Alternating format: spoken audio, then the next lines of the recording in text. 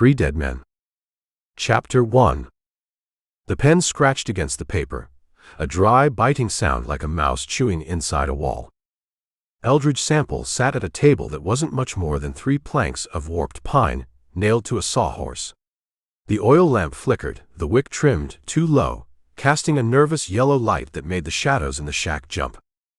He wasn't writing a letter home. He was writing a list. He dipped the steel nib into the inkwell. The ink was cheap, thick as tar. He wrote a name. Elias Thorne. He wrote another. Silas Vane. He paused. He listened to the voices drifting through the thin walls of the shack. There were 3 of them, out on the porch. They were sitting in cane chairs that creaked every time they shifted their weight. They were smoking. The smell of high-grade tobacco, not the corn husk shuckings of a cowhand, but rich, sweet Virginia leaf, seeped through the cracks in the doorframe. "He ain't coming," one of them said. A voice like gravel in a tin bucket. "We've been sitting here 2 hours. The Baron said noon. It's past 3. The Baron said wait, a second voice answered. Smooth. Educated. The kind of voice that sold you a bridge while you were standing in the desert. Patience, Mr. Kincaid. The man is a professional. He operates on his own time. He operates on the Baron's dime, Kincaid grumbled. Just like us. If he don't show soon, I'm going back to town. My ass is asleep. Eldridge looked at the paper. He added a 3rd name. Jubal Early. Not the general. Just a man who had the bad luck to own a piece of land the railroad wanted. He blotted the ink. He folded the paper once, twice, pressing the creases sharp with his thumbnail. He slipped it into the breast pocket of his coat. He stood up. The chair scraped against the floorboards. Outside, the conversation stopped. "You hear that?" Kincaid asked. "Probably a rat," the smooth voice said. "This place is a sty." Eldridge unbuckled his gun belt. He checked the Colt. It was the same Peacemaker he'd carried from the Chinati mines, the bluing worn off the barrel, the grips smooth from use. He spun the cylinder. It made a soft, oiled whir. 5 rounds. Hammer on the empty. He didn't put the belt back on. He didn't want the weight on his hips. He slid the holster off the belt and shoved the gun in its leather sheath into the front of his trousers, cross-draw style. He picked up his hat. It was dusty, the crown stained with sweat. He put it on, pulling the brim low. He walked to the door. He didn't stomp. He didn't creep. He walked with the heavy, flat-footed gait of a man who has nowhere else to be. He reached for the latch. It was a simple iron hook. He lifted it. The door swung inward. The afternoon sun hit him like a physical blow, hot and blinding after the gloom of the shack. The porch was a strip of shade, cooler, smelling of dust and that expensive tobacco. The 3 men looked up. They weren't cowboys. They wore suits. Dust-coated, wrinkled suits, but suits nonetheless. City men, trying to look at home in the dirt. The one on the left, Kincaid, was big. He had a face like a slab of ham, and a bowler hat resting on his knee. He was holding a cigar in one hand, and cleaning a fingernail with a penknife in the other. The one in the middle was the smooth talker. He wore a vest with gold buttons, and a watch chain that draped across his stomach.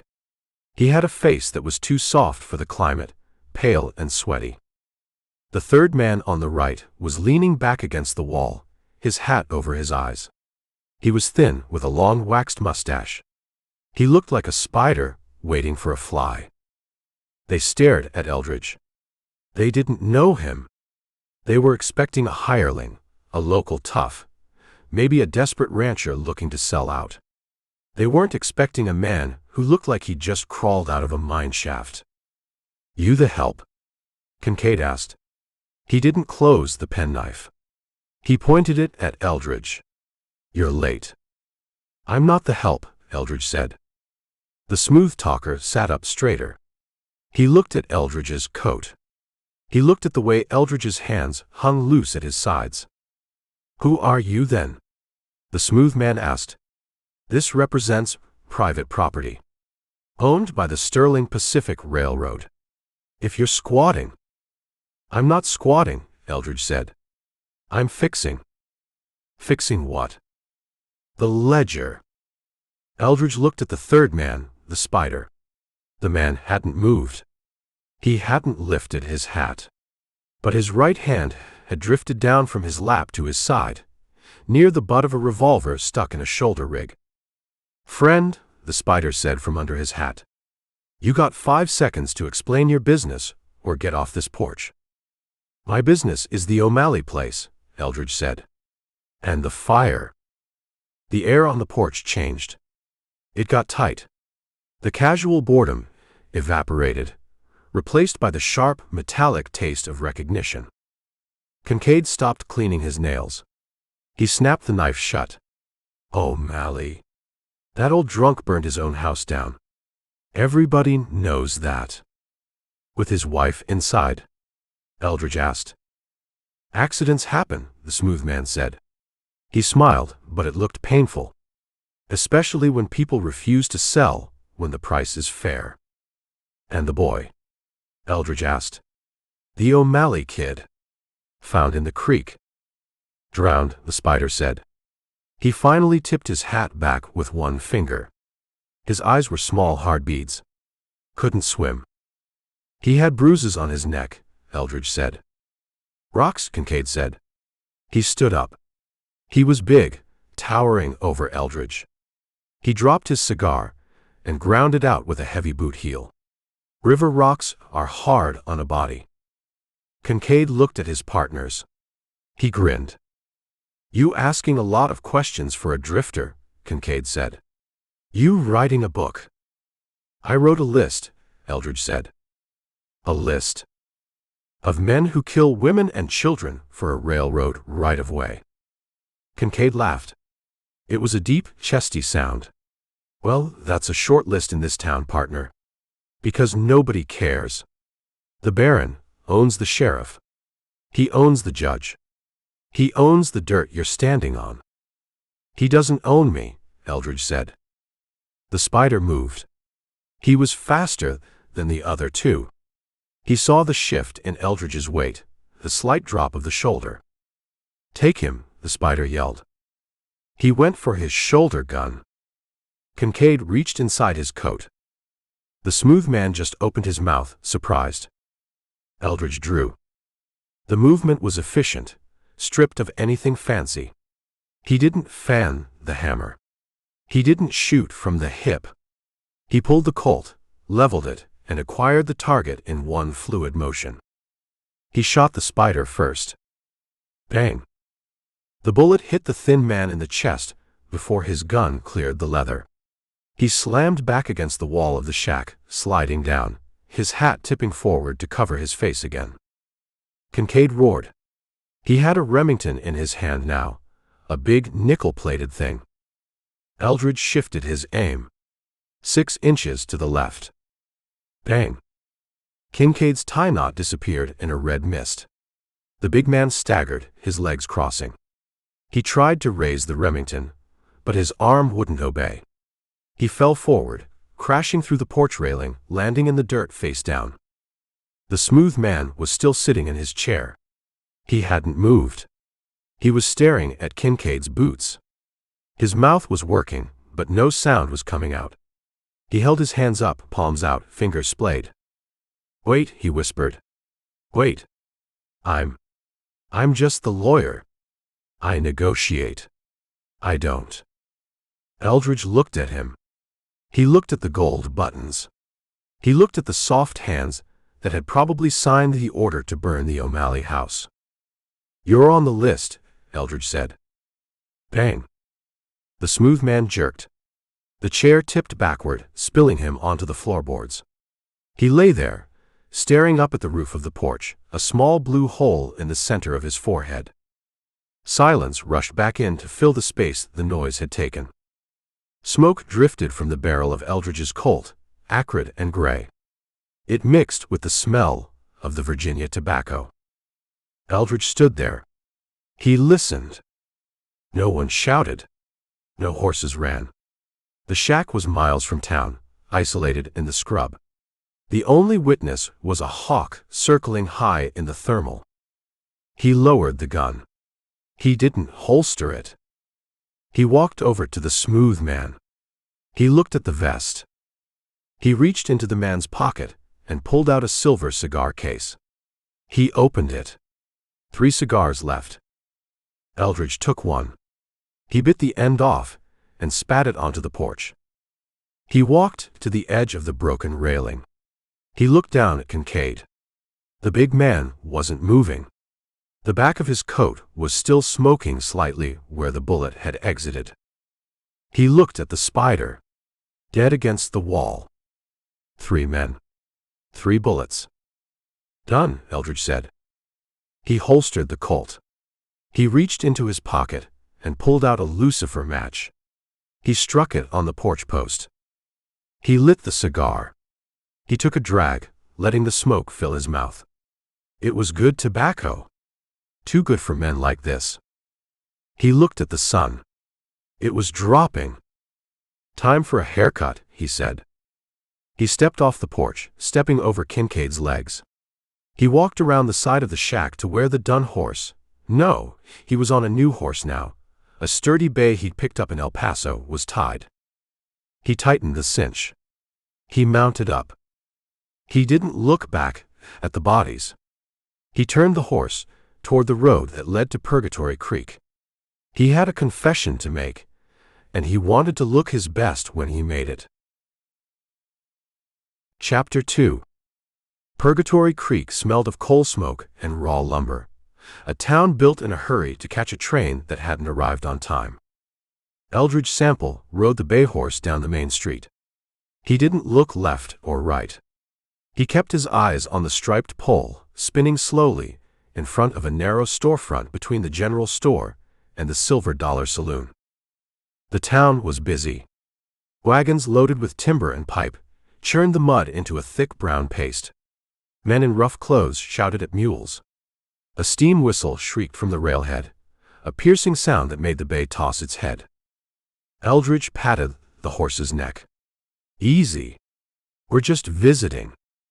He pulled up at the hitching rail outside the barber shop. He dismounted. He tied the reins loose.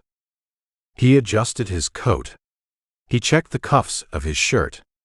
They were frayed, stained with the dust of the shack. He brushed them off. It didn't help much. He walked up the single step and pushed the door open. A bell jingled. The shop was small, smelling of bay rum, talc, and stale cigar smoke. There were 2 chairs. One was empty. The other was occupied by a man with a towel wrapped around his face, just his nose sticking out. The barber was a small man with thin hair plastered across his skull and an apron that had seen cleaner days. He was stropping a razor, the leather slapping a rhythmic thwack thwack thwack. He looked up. He saw Eldridge in the doorway. He saw the dust. He saw the way Eldridge stood, filling the frame. Afternoon, the barber said. He didn't stop stropping. Be with you in a minute. Just finishing up the mayor here. The man under the towel grunted. Eldridge walked in. He took off his hat and hung it on a peg by the door. He sat in one of the waiting chairs against the wall. He crossed his legs. He waited. The barber peeled the towel off the mayor's face. The mayor was a red-faced man with jowls that shook when he breathed. Hot enough for you, Mayor? The barber asked, wiping the man's face with a cloth. It's always hot in this godforsaken hole, Calloway, the mayor grumbled. He sat up, blinking. He looked at Eldridge in the mirror. You knew. Just riding through, Eldridge said. Looking for work? I found some. The mayor grunted again. He climbed out of the chair, tossed a coin on the counter, and waddled out, the bell jingling behind him. Calloway shook out the cloth. He pumped the pedal on the chair to raise it. "You're up," Calloway said. Eldridge stood. He unbuttoned his coat. He took it off and hung it over the hat on the peg. He unbuttoned his vest. He sat in the chair. The leather was warm. "What'll it be?" Calloway asked, draping a sheet over Eldridge. He tucked it tight around the neck. "Everything," Eldridge said. "Haircut, shave, hot towel, and wash the road off me." Calloway looked at Eldridge's hair. It was long, touching his collar, matted with sweat. He looked at the stubble on his jaw. "Been a while," Calloway said. "Been a long ride." "Well, you came to the right place. I can make a man look like a gentleman, even if he's just a drifter." Calloway picked up a pair of shears. "How short?" "Short enough to last a month," Eldridge said. "Off the ears. Clean on the neck." Calloway started cutting. The scissors snipped around Eldridge's ears. Hair fell onto the sheet. "Town's booming," Calloway said. He was a talker. Barbers always were. Railroads bringing in money. And trouble. Mostly trouble. "Is that so?" "The Baron," Calloway said, lowering his voice. "Mr. Sterling. He's buying up everything that isn't nailed down. And if it is nailed down, he buys the nails." Eldridge watched himself in the mirror. His face was a mask of dust. "Does he pay well?" Eldridge asked. "He pays," Calloway said. "But you don't want to be on the other side of the transaction. There was a rancher. O'Malley. Refused to sell." "What happened?" "Burned out," Calloway whispered. "Whole family. Terrible accident." "Terrible," Eldridge agreed. Calloway finished the cut. He brushed the loose hair from Eldridge's neck with a soft brush. "Now the shave," Calloway said. He walked to the stove in the corner. He used tongs to pull a steaming towel from a pot of water. He spun it in the air to cool it, steam rising in a cloud. He brought it over. He wrapped it around Eldridge's face. The heat was intense. It soaked into the pores, softening the beard, relaxing the muscles. Eldridge closed his eyes. He breathed in the damp heat. He thought about the three men on the porch. He thought about the cigar he had smoked. "You hear anything?" Calloway asked. "About what?" Eldridge's voice was muffled by the towel. "Shooting. Out by the old line shack. About an hour ago. Sounded like a war." "Probably hunters," Eldridge said. "Maybe. Though Kincaid and his boys were out that way. They ain't hunters.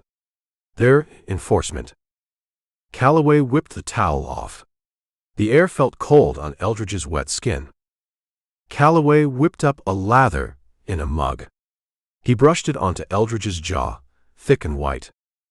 He picked up the straight razor. He stropped it one last time. The steel gleamed. Calloway leaned in. He tilted Eldridge's head back, exposing the throat. "Hold still," Calloway said. The razor touched the skin. It scraped metal on stubble. Scritch. Scritch. Eldridge didn't flinch. He lay there, his throat bared to a stranger with a blade, and relaxed. Calloway worked fast. He shaved the cheeks, the chin, the difficult hollow of the throat.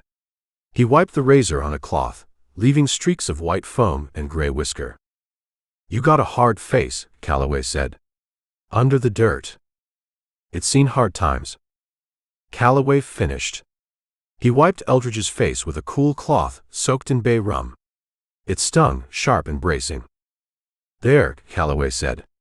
He pumped the chair down. "Take a look." Eldridge sat up. He looked in the mirror. The man staring back wasn't the drifter who had walked onto the porch. The dust was gone. The hair was neat, parted on the side. The jaw was smooth, showing the square line of the bone. He looked respectable. He looked like a man who went to church on Sunday. Except for the eyes.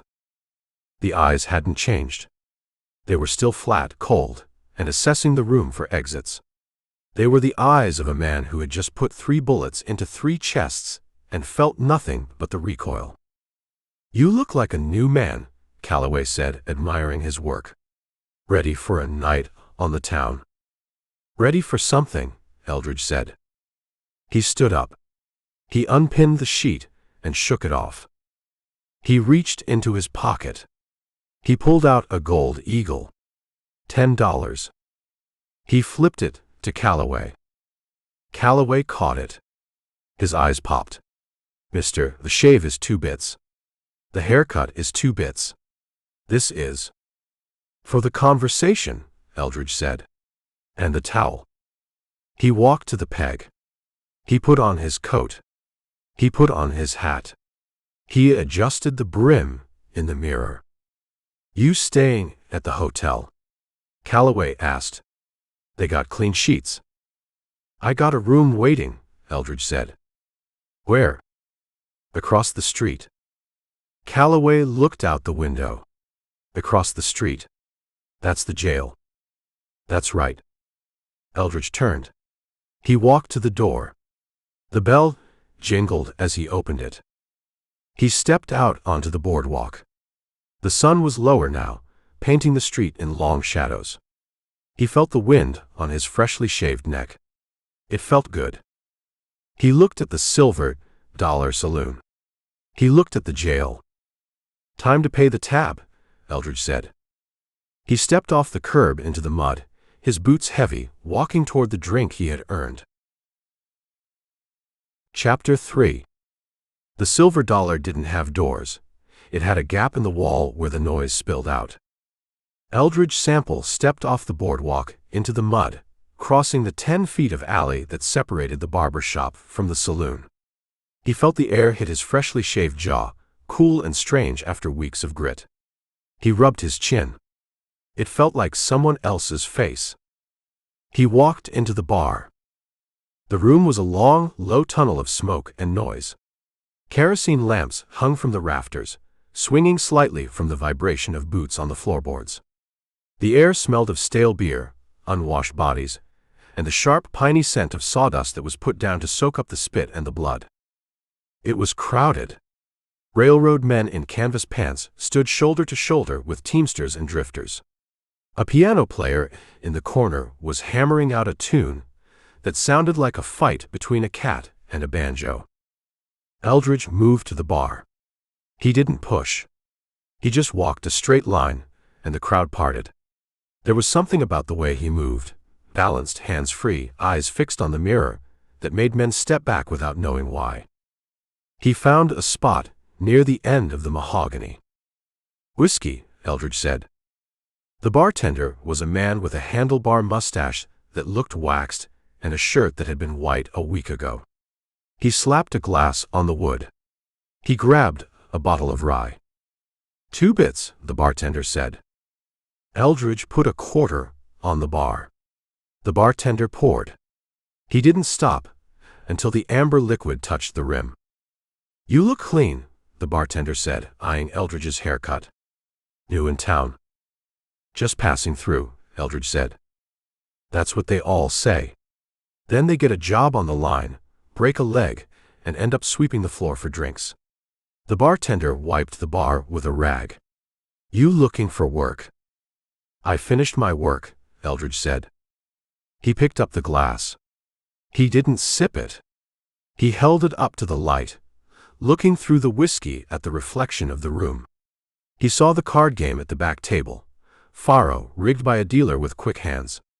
He saw the girls working the room, their smiles tight and practiced. He saw the men laughing, drinking, forgetting that they were in a town named Purgatory. He drank. He tipped the glass and swallowed the rye in one long, smooth pull. It burned. It hit his stomach like a hot coal, radiating warmth through his chest. It tasted of oak and corn and the end of the road. He set the glass down. Clink. "Another?" the bartender asked, reaching for the bottle. No, Eldridge said. One is enough for where I'm going. Where's that? Church. Close. Eldridge turned his back on the bar. He scanned the room one last time. He looked at the faces. None of them knew. None of them knew that 3 of the Baron's top men were lying dead on a porch 5 miles out. They didn't know the storm that was coming. He adjusted his coat. He felt the weight of the Colt against his stomach, the barrel tucked behind his belt buckle. He walked out. The street was louder now. The sun was dipping below the false fronts of the buildings, casting the street in a blue twilight shadow. A wagon loaded with rails rattled past, the driver shouting at his mules. Eldridge stood on the edge of the boardwalk. He looked across the street. The jailhouse was a square block of limestone that looked out of place among the wood-frame shanties. It had iron bars on the windows and a heavy oak door. It looked permanent. It looked like a fortress. That'll do, Eldridge said. He stepped into the street. He walked calm, deliberate, ignoring the mud that splashed his boots. He wasn't running. He wasn't hiding. He was marching. He reached the jail. He stepped up onto the porch. He didn't knock. He opened the door and walked in. The office was small, smelling of coffee grounds and gun oil. A desk sat in the center, covered in wanted posters and half-empty tin cups. A rifle rack on the wall held 3 Winchesters and a shotgun. The deputy was sitting at the desk, his boots up, reading a dime novel with a lurid cover. He was young, skinny, with a face that was mostly freckles and surprise. He looked up, dropping his feet to the floor. "Help you?" the deputy asked. He eyed Eldridge's clean shave, the suit coat. He figured him for a lawyer, or maybe a railroad man. Eldridge didn't say a word. He unbuttoned his coat. He opened it wide. The deputy's eyes went to the gun in Eldridge's waistband. His hand twitched toward his own holster, but he froze. Eldridge wasn't drawing. Eldridge pulled the Colt out. He held it by the barrel, presenting the grip to the deputy. He set it on the desk. It landed with a heavy, steel thud on top of a stack of papers. He unbuckled the belt with the holster. He pulled it off, looping it up. He set that on the desk, too. Then he reached into his pocket. He pulled out the rest of the cartridges. He stacked them in a neat pyramid next to the gun. The deputy stared at the pile of weaponry. He looked at Eldridge. "Mister," the deputy said, his voice cracking. "What is this? You selling?" "I'm surrendering," Eldridge said. "Surrendering? For what?" "Murder," Eldridge said. The word hung in the quiet office. The deputy blinked. He looked around, as if expecting someone to jump out and yell, "Surprise!" Who did you kill?" "3 men," Eldridge said. "At the line shack south of town. They were sitting on the porch." "3." The deputy swallowed. "You killed 3 men?" "They were smoking cigars," Eldridge said, as if that explained it. "I shot them. They're dead. I'm here to turn myself in." You want me to lock you up?" "That's the procedure, isn't it?" Eldridge turned around. He put his hands behind his back. "Cuffs." The deputy stood up. He was shaking. He fumbled at his belt, pulling out a pair of iron cuffs. He walked around the desk, giving Eldridge a wide berth. You ain't gonna try anything." "If I wanted to try something, deputy, I would have kept the gun." The deputy clicked the cuffs onto Eldridge's wrists. The metal was cold. "I need a name," the deputy said. "Sample," Eldridge said. "Eldridge Sample." "Okay, Mr. Sample. You get in the cell. I gotta figure this out." "It's simple," Eldridge said. He walked toward the cell block door. "I did it. I'm here. You lock the door. He stepped into the cell. It was small, gray, and smelled of lye soap. There was a cot with a thin mattress and a bucket in the corner. Eldridge sat on the cot. He looked at the deputy through the bars. Go get the sheriff, Eldridge said. He's asleep. Wake him up, Eldridge said. Tell him he's got a prisoner. Tell him the war started. The deputy stared at him for another second, then scrambled for the keys. He locked the cell door. He grabbed his hat. He ran out of the office like his pants were on fire. Eldridge leaned back against the stone wall. He listened to the fading footsteps. He looked at the small barred window high up on the wall. He could see a square of darkening sky. He was locked in. He was unarmed. And the Baron was going to find out about his dead men in about an hour. Eldridge smiled. Just right, he whispered. Chapter 4. The iron door swung shut with a screech that sounded like a cat getting stepped on. It slammed home, metal on metal, a final heavy clang that vibrated in the stone floor. Deputy Kidd fumbled with the key. He was young, maybe 20, with a face that still had the soft, unfinished look of dough. He wore his badge pinned to a vest that was too big for him, and his hands were shaking so bad he couldn't find the keyhole. Take a breath, Eldridge Sample said. He was standing in the middle of the cell. He had taken off his hat and placed it on the narrow cot. He looked comfortable. He looked like a man checking into a hotel room, not a cage. The kid looked up, startled. He dropped the key ring. It clattered on the floor. I ain't nervous, the kid stammered. He scrambled to pick up the keys. You dropped the keys, Eldridge said. And you forgot to take my knife. The kid froze. He looked at the gun belt, sitting on the sheriff's desk in the outer office. The Colt was there. But he hadn't patted Sample down. He hadn't checked the boot.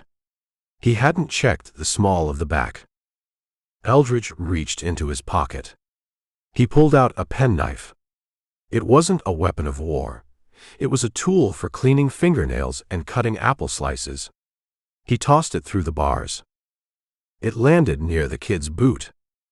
Keep it, Eldridge said, so I don't get bored and whittle my way out. The kid picked up the knife. He stared at it, then at Eldridge. He managed to get the key in the lock and turn it. The tumblers clicked. You really killed him? The kid asked. His voice was a whisper, like he was afraid the walls were listening. 3 men, Eldridge said. On the porch of the line shack. About 5 miles out. Who were they? They didn't introduce themselves. But they were smoking expensive cigars. The kid swallowed. He backed away from the cell. He looked at the prisoner, then at the empty office.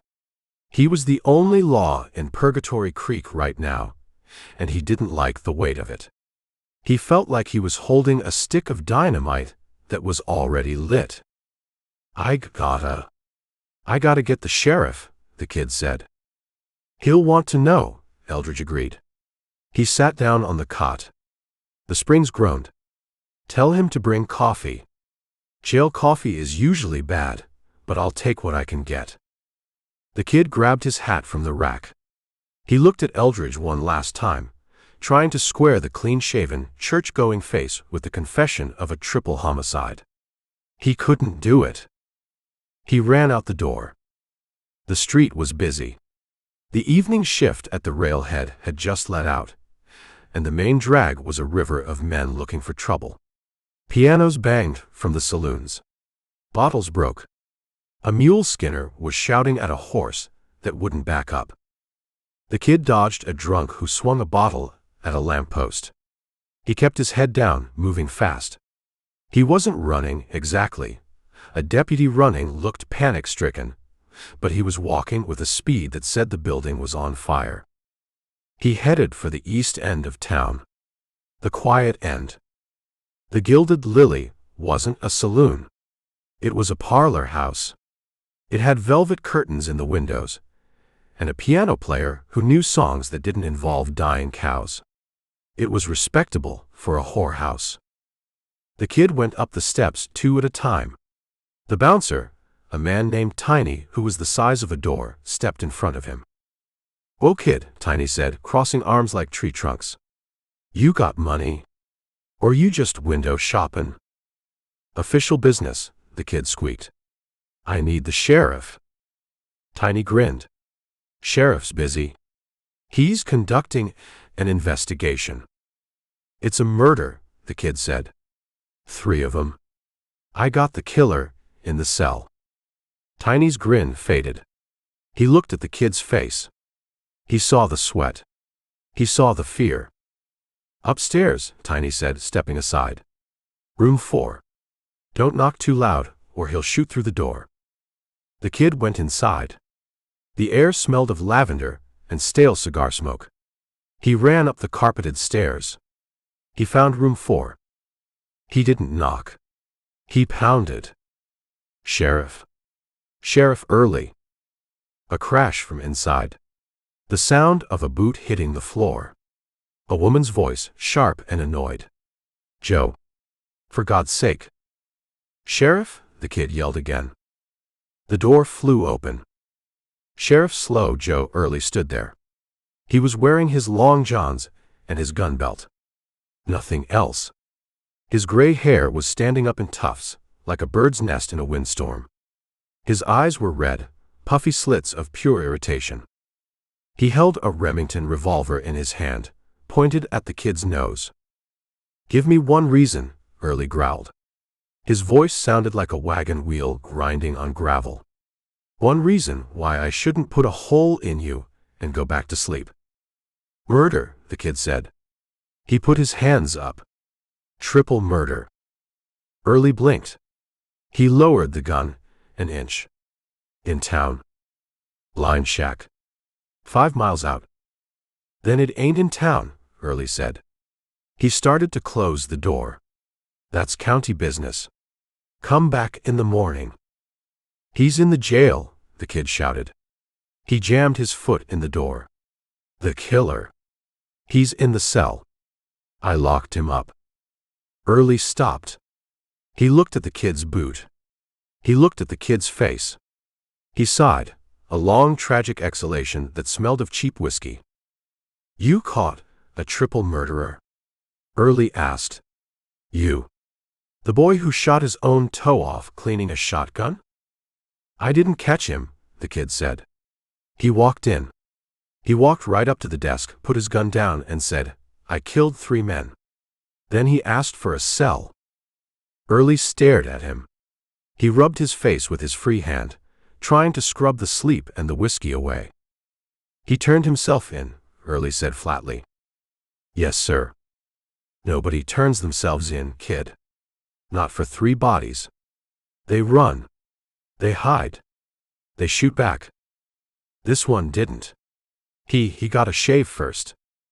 He got a shave. At Calloway's. He looks clean. He looks like a banker. But he's got eyes, Sheriff. Cold eyes." Early holstered his gun. He turned back into the room. "Sorry, darling," Early said to the woman in the bed. "Duty calls. And it's screaming." He grabbed his trousers from the floor. He pulled them on, hopping on one leg. He grabbed his shirt. He didn't bother with the buttons. He grabbed his boots and his hat. He walked out into the hall, carrying his boots. "He's lying," Early said, walking toward the stairs in his socks. "Or he's drunk. Or he's crazy." "He ain't drunk," the kid said, trotting to keep up. "And he don't seem crazy. He seems patient." "Patient." Early stopped at the top of the stairs. He sat on the top step and pulled his boots on. He groaned as he tugged the leather over his heel. "I hate patient men. They always got a plan. And the plan usually involves me doing paperwork." He stood up. He stomped his feet to settle the boots. He put his hat on. He adjusted his gun belt. "Let's go see this banker who kills people," Early said. They walked out of the Gilded Lily. The night air was cooling down, but Early was sweating. The hangover was starting to kick in, a dull throb behind his eyes. "3 men," Early muttered as they walked down the street. "At the line shack. Who uses that shack anymore?" "Drifters," the kid said. "Cowboys riding the fence." "Nobody rides that fence. That land belongs to the railroad now. Sterling bought it last month." Early stopped. He looked at the kid. "Did he say who they were?" Early asked. "No. Just said they were smoking expensive cigars." "Cigars," Early said. "In a line shack." He started walking again. Faster this time.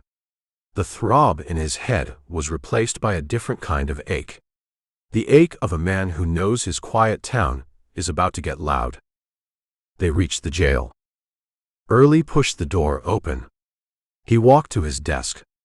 He saw the gun belt lying there. It wasn't a cowboy's rig. It was worn, the leather molded to the hip. The Colt in the holster was clean, the metal gray and dull.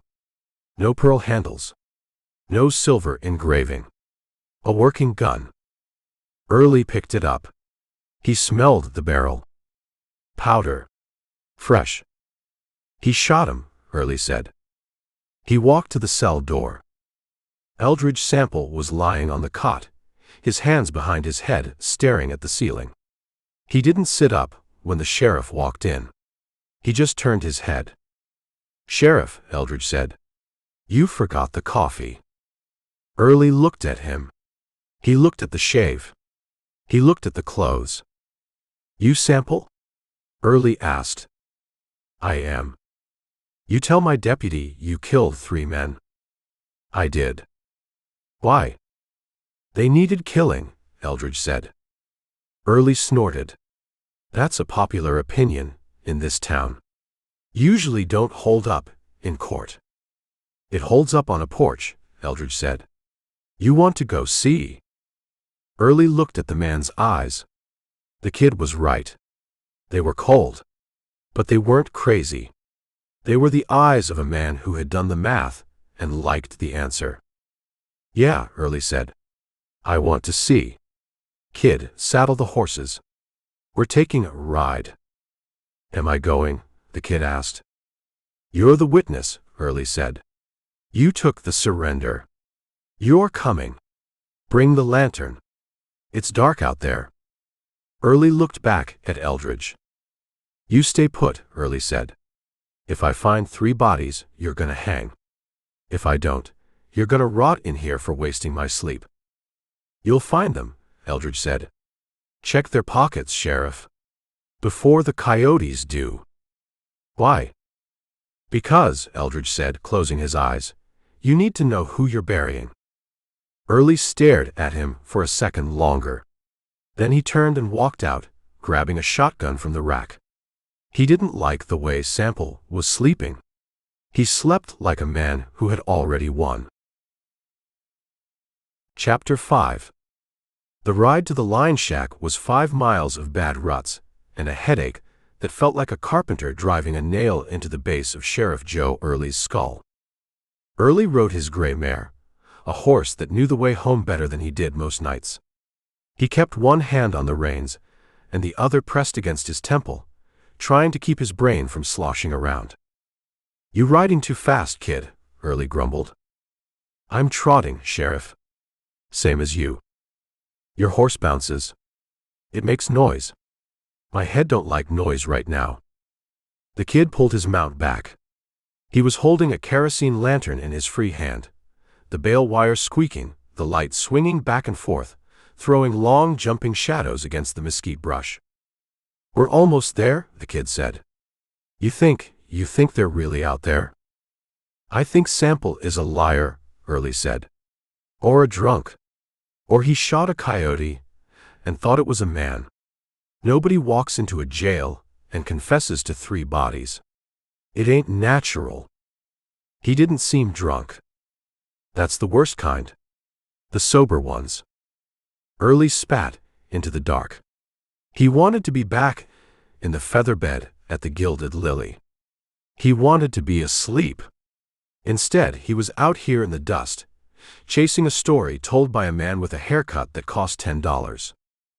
They crested a low rise.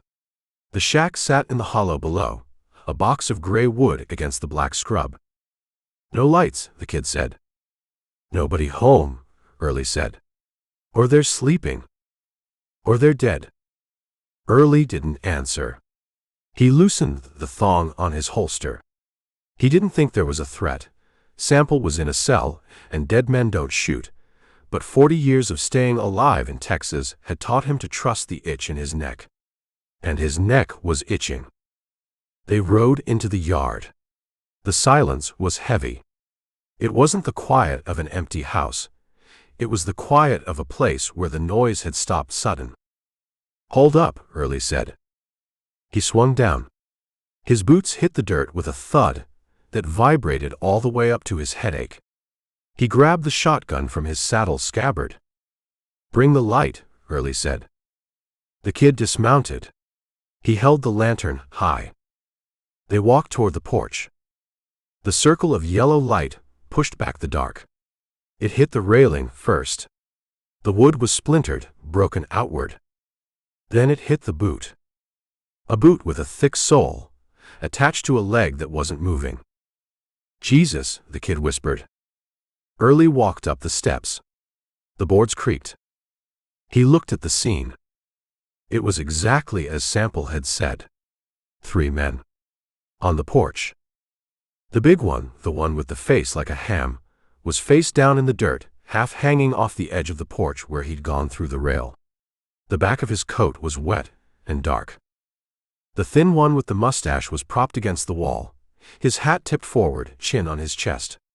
He looked like he was napping, except for the blood on his vest. The third one, the soft-looking man in the suit, was on his back, staring up at the roof with eyes that had seen a surprise they didn't like.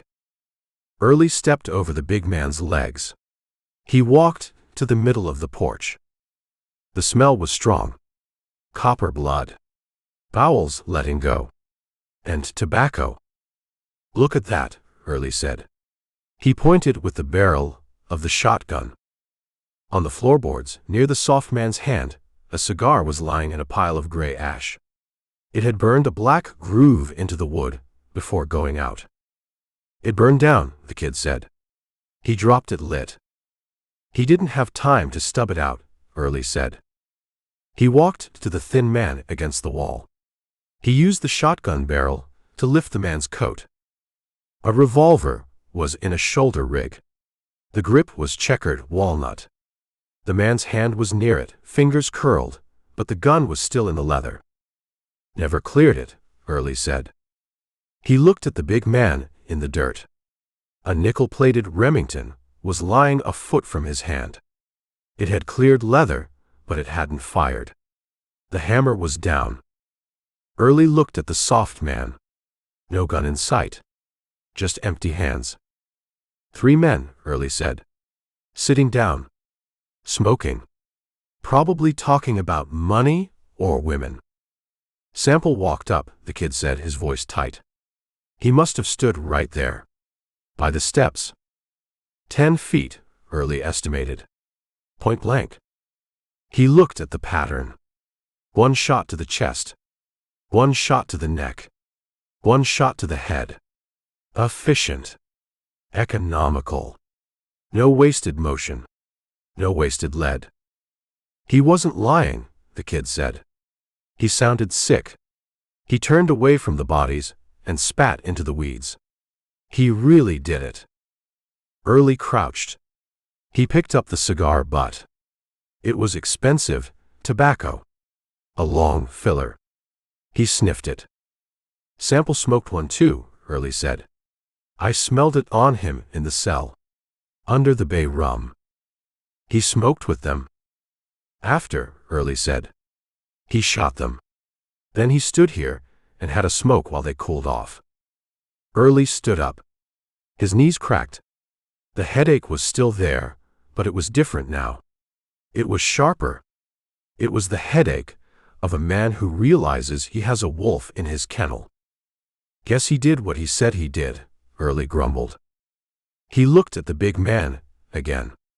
He looked at the shattered rail. It was a violent, ugly picture, painted in red and shadow.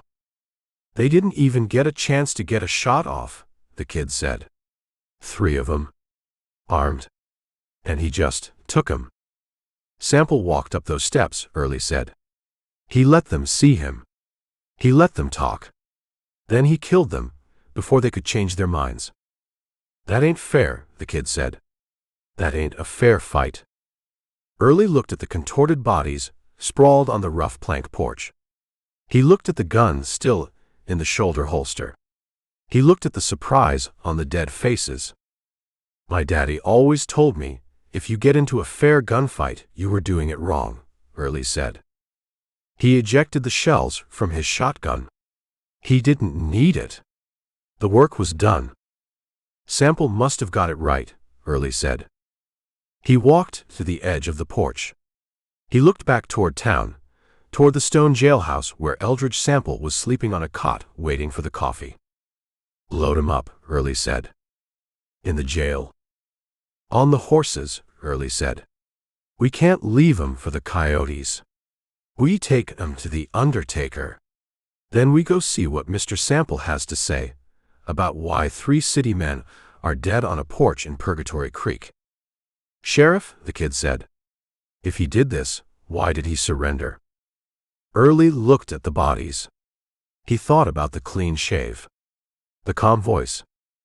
I don't know, kid, Early said. But I got a feeling he didn't surrender. I think he just checked in. Chapter 6.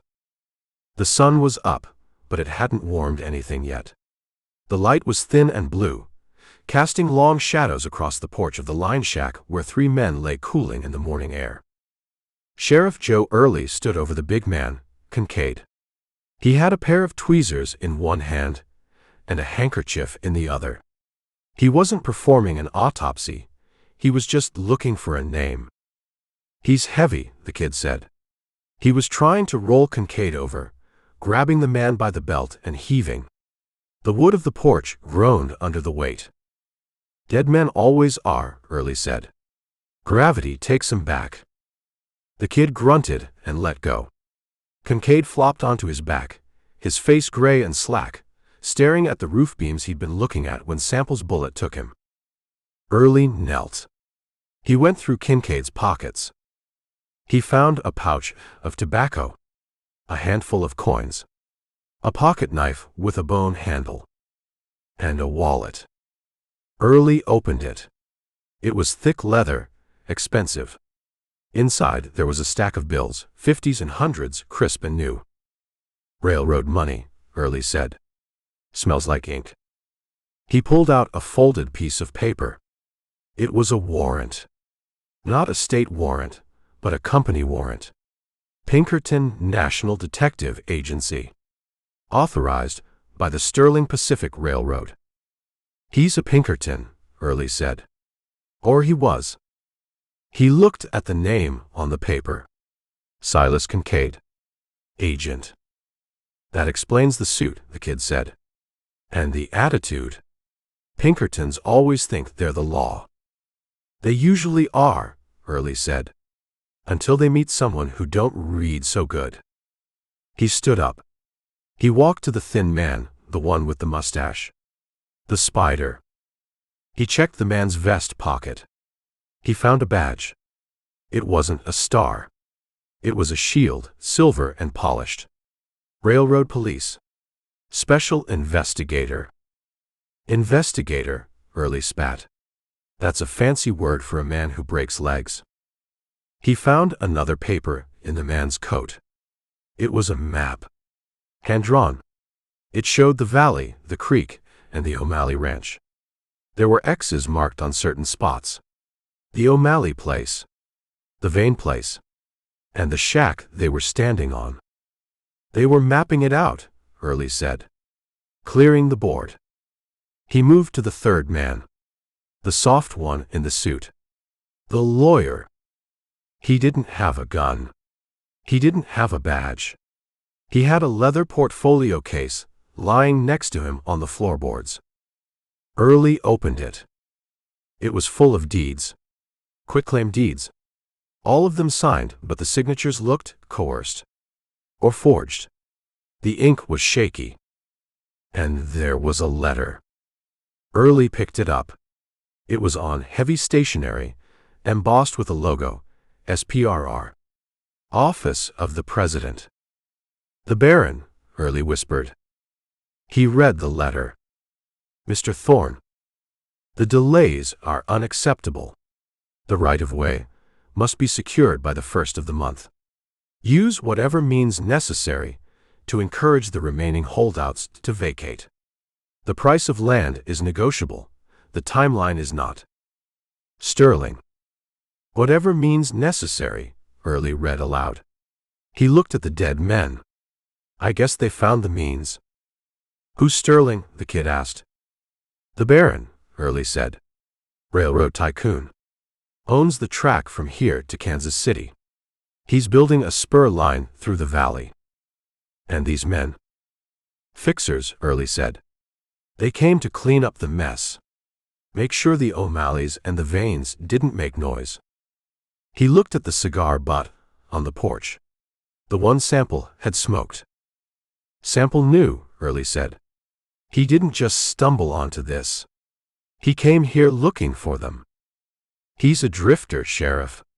How would he know about railroad business? He ain't a drifter, Early said. Drifters don't shoot like that. And they don't turn themselves in. He's something else. He looked at the bodies again. 3 men. Professionals. Armed and dangerous. And Sample had walked up those steps, said his piece, and dropped them before they could twitch. He's a cleaner, Early said. Just like them. Only, he's working for the other side. What other side? The O'Malleys are dead. The side that keeps score, Early said. He shoved the papers into his pocket. He picked up the lantern. The sun was fully up now, washing out the yellow light, making the blood on the porch look stark and red. We got a problem, kid, Early said. What problem? We got the killer. We got the confession. It's an open and shut case. It's a war, Early corrected. We got 3 dead railroad men. We got a prisoner who eats Pinkertons for breakfast. And we got a letter from a baron who thinks he owns the law. He walked down the steps. The baron's coming, Early said. If his men don't report in, he'll send more. Or he'll come himself. What do we do? We go back to town, Early said. We ask Mr. Sample just how much trouble he brought us. And then, we probably start boarding up the windows. He mounted his horse. The gray mare snorted, smelling the death on his clothes. Let's ride, Early said. Before the buzzards get here. Or the train. Chapter 7. The jailhouse smelled of old stone and cold coffee, a damp cellar-like scent that the morning sun hadn't managed to burn off yet. Sheriff Joe Early kicked the door shut with his heel. He walked to his desk and dumped the collection of evidence onto the scarred wood. The Pinkerton warrant, the railroad investigator's badge, the hand-drawn map, and the letter from the Baron clattered like loose change. He looked at the deputy. The kid was standing by the rifle rack, holding the lantern he hadn't bothered to blow out, looking like he'd seen a ghost eating a steak dinner. Put the light out, kid, Early said. It's morning. The kid blinked, looked at the lantern, and blew it out. The smell of kerosene wick joined the coffee fumes. Early took off his hat. He ran a hand through his gray hair, which was still sticking up in tufts. The headache was gone, replaced by a cold, hard knot in his stomach that felt a lot like fear, or maybe just the anticipation of work he didn't want to do. He walked to the cell. Eldridge Sample was sitting on the edge of the cot. He had smoothed the blanket. He looked rested. He looked like a man waiting for a train, not a hanging. You find them? Eldridge asked. I found them, Early said. 3 of them. On the porch. Just like you said. And they're dead. Very dead. Early hooked his thumbs in his gun belt. You shoot good, Mr. Sample. For a banker. I'm not a banker. No. Bankers don't carry Colts worn smooth on the grip. And they don't drop 3 Pinkertons before they can clear leather. Early leaned against the bars. Who are you? And don't tell me, Sample. I want to know who signs your checks. Nobody signs my checks, Eldridge said. I'm retired. Retired from what? Killing? Federal Marshal. Indian Territory. Early paused. He looked at Sample's face, really looked at it this time. The clean shave hid a lot, but it didn't hide the lines around the eyes. Those were lines etched by sun and looking at things people shouldn't see. Territory, Early said. Parker's man. Once. That explains the shooting. Early spat on the floor. Don't explain the surrender. A territory marshal kills 3 men. He don't walk into a jail and hand over his gun. He rides. He rides until the horse drops. I'm tired of riding, Eldridge said. Bullshit, Early said. You walked in here because you wanted in. You wanted a roof. You wanted stone walls. He walked back to the desk. He picked up the letter from the Baron. The heavy stationery crinkled in his hand. I went through their pockets, Early said. Silas Kincaid. Pinkerton. The other one. Railroad police. And the soft fella. Thorne. A lawyer.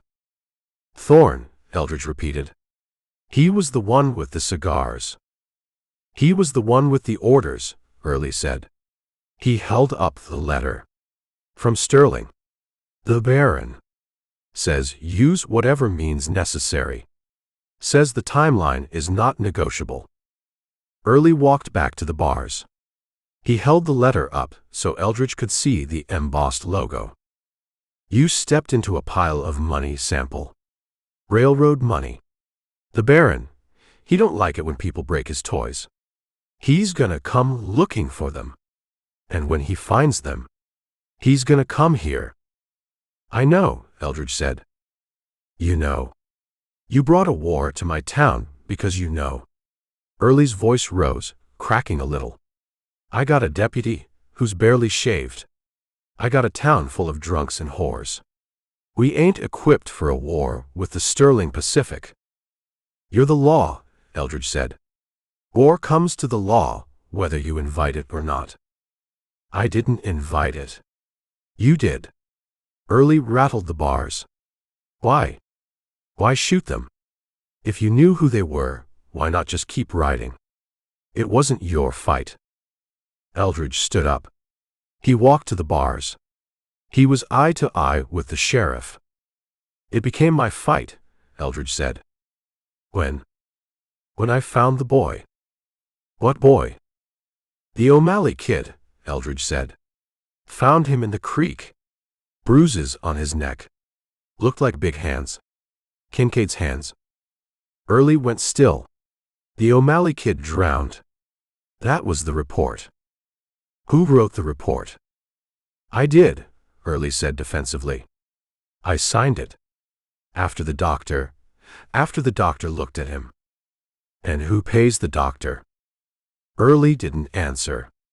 He knew who paid the doctor. The railroad paid everyone in Purgatory Creek, one way or another. They killed the family, Eldridge said. Burned the house. To clear the title. Then they moved on to the next name on the list. What list? Eldridge reached into the breast pocket of his coat. The kid, standing by the rifle rack, twitched. He brought the shotgun up. Watch it, Sheriff. He's reaching. Easy, kid, Eldridge said. He moved slowly. He pulled out a folded piece of paper. It was the same paper he had written on in the shack, by the light of the flickering lamp. He held it out through the bars. "Read it," Eldridge said. Early took the paper. It was cheap stock, torn from a ledger. He unfolded it. The ink was dark, the handwriting jagged and hasty. 3 names. Patrick O'Malley. Sarah O'Malley. Jubal Early. Early stared at the paper. The name jumped off the page like it was written in fire. "Jubal," Early whispered. "You know him?" Eldridge asked. "He's my brother," Early said. His voice was hollow. He has a place. North of town. Good water. The railroad wanted it for a depot." "Wanted," Eldridge said. Past tense. Early looked up. His face had gone gray, the color of old ash. "What are you telling me?" "I'm telling you they weren't just smoking cigars on that porch," Eldridge said. "They were celebrating. They were crossing names off a list. Thorne, the lawyer, he was bragging about it. Said the old man put up a fight. Said he had to burn the barn to get him out." "Jubal," Early said again. He looked at the kid. "Get my horse." "Sheriff." "Get my horse. And get the buckboard." Early roared. He slammed his hand against the bars. "I'm going to Jubal's place." "You don't have to go," Eldridge said quietly. "He's gone, Joe." "You don't know that." "I heard them," Eldridge said. "Kincaid said it was messy. Said your brother. Said he died hard." Early leaned against the bars. He looked like he'd been punched in the gut. He looked at the list again. Jubal Early. Written in cheap ink by a stranger who had listened to his brother's murder being laughed about. "Why?" Early asked. "Why bring this to me? Why turn yourself in?" "Because," Eldridge said, "if I rode away the Baron would just send more men. He'd cover it up. He'd buy a new sheriff if he had to. But if I'm here, if the man who killed his fixers is sitting in your jail, he has to come." "You're bait," Early said. "I'm the hook," Eldridge corrected. "And you're the line." Early looked at the paper. He folded it carefully. He put it in his shirt pocket, buttoning the flap. "You used me," Early said. "You used my jail to start a fight." "I used your jail to finish one," Eldridge said. "They killed your brother, Sheriff. They killed a family. And they're going to keep killing until someone stops them." Early walked to his desk. He picked up the shotgun. He broke it open, checked the shells, and snapped it shut. "The Baron," Early said. "Sterling." "He's coming," Eldridge said. "When his men don't report. He'll bring a train. He'll bring guns." "Let him come," Early said. The sheriff looked different. The hangover was gone. The laziness was gone. The man who slept in a brothel while his town was bought and sold was gone. In his place was a man who had just read his brother's name on a death list. "Kid," Early said. "Yeah, Sheriff." "Go to the hardware store. Wake up Miller. Tell him we need ammunition. .44 to 40. 12 gauge. And tell him to bring the crate of Henry rifles he's got in the back. You gonna deputize the town?" "No," Early said. "I'm gonna fortify the jail." He looked at Eldridge. "You stay in there," Early said. "You're still a prisoner. You killed 3 men." "I did." "But," Early said, walking to the door and locking it, throwing the heavy bolt, "you killed the right 3. He turned to the window. He looked out at the street. The town was waking up. The train whistle blew in the distance, a long, mournful sound. "Jubal," Early whispered. He touched his pocket. The note wasn't a confession. It was an indictment. And Sheriff Joe Early was getting ready to serve it. Chapter 8. The whistle didn't shriek, it announced. It was a deep, baritone blast that vibrated the glass in the depot windows and made the teeth of the men on the loading dock ache. It wasn't the 410 freight from Abilene, and it wasn't the mail train. It was 80 tons of polished steel, an arrogant steam rolling into Purgatory Creek like it owned the right-of-way and the ground beneath it. Sheriff Joe Early stood on the boardwalk outside the jail. He watched the engine nose past the water tower. It was a Baldwin 440, painted a midnight black that swallowed the sunlight, with brass fittings that gleamed like gold bullion. Behind the coal tender, there were no cattle cars. No flatbeds stacked with timber. Just a single long passenger car. It was varnished mahogany with gold leaf lettering, the Olympian. "That's a lot of train for one man," the kid said. He was standing in the doorway, clutching a scattergun like it was a holy relic.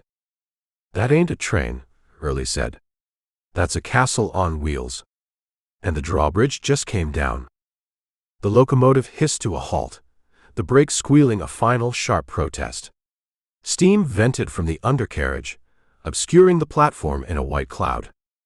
The town had stopped. The noise of the sawmills died.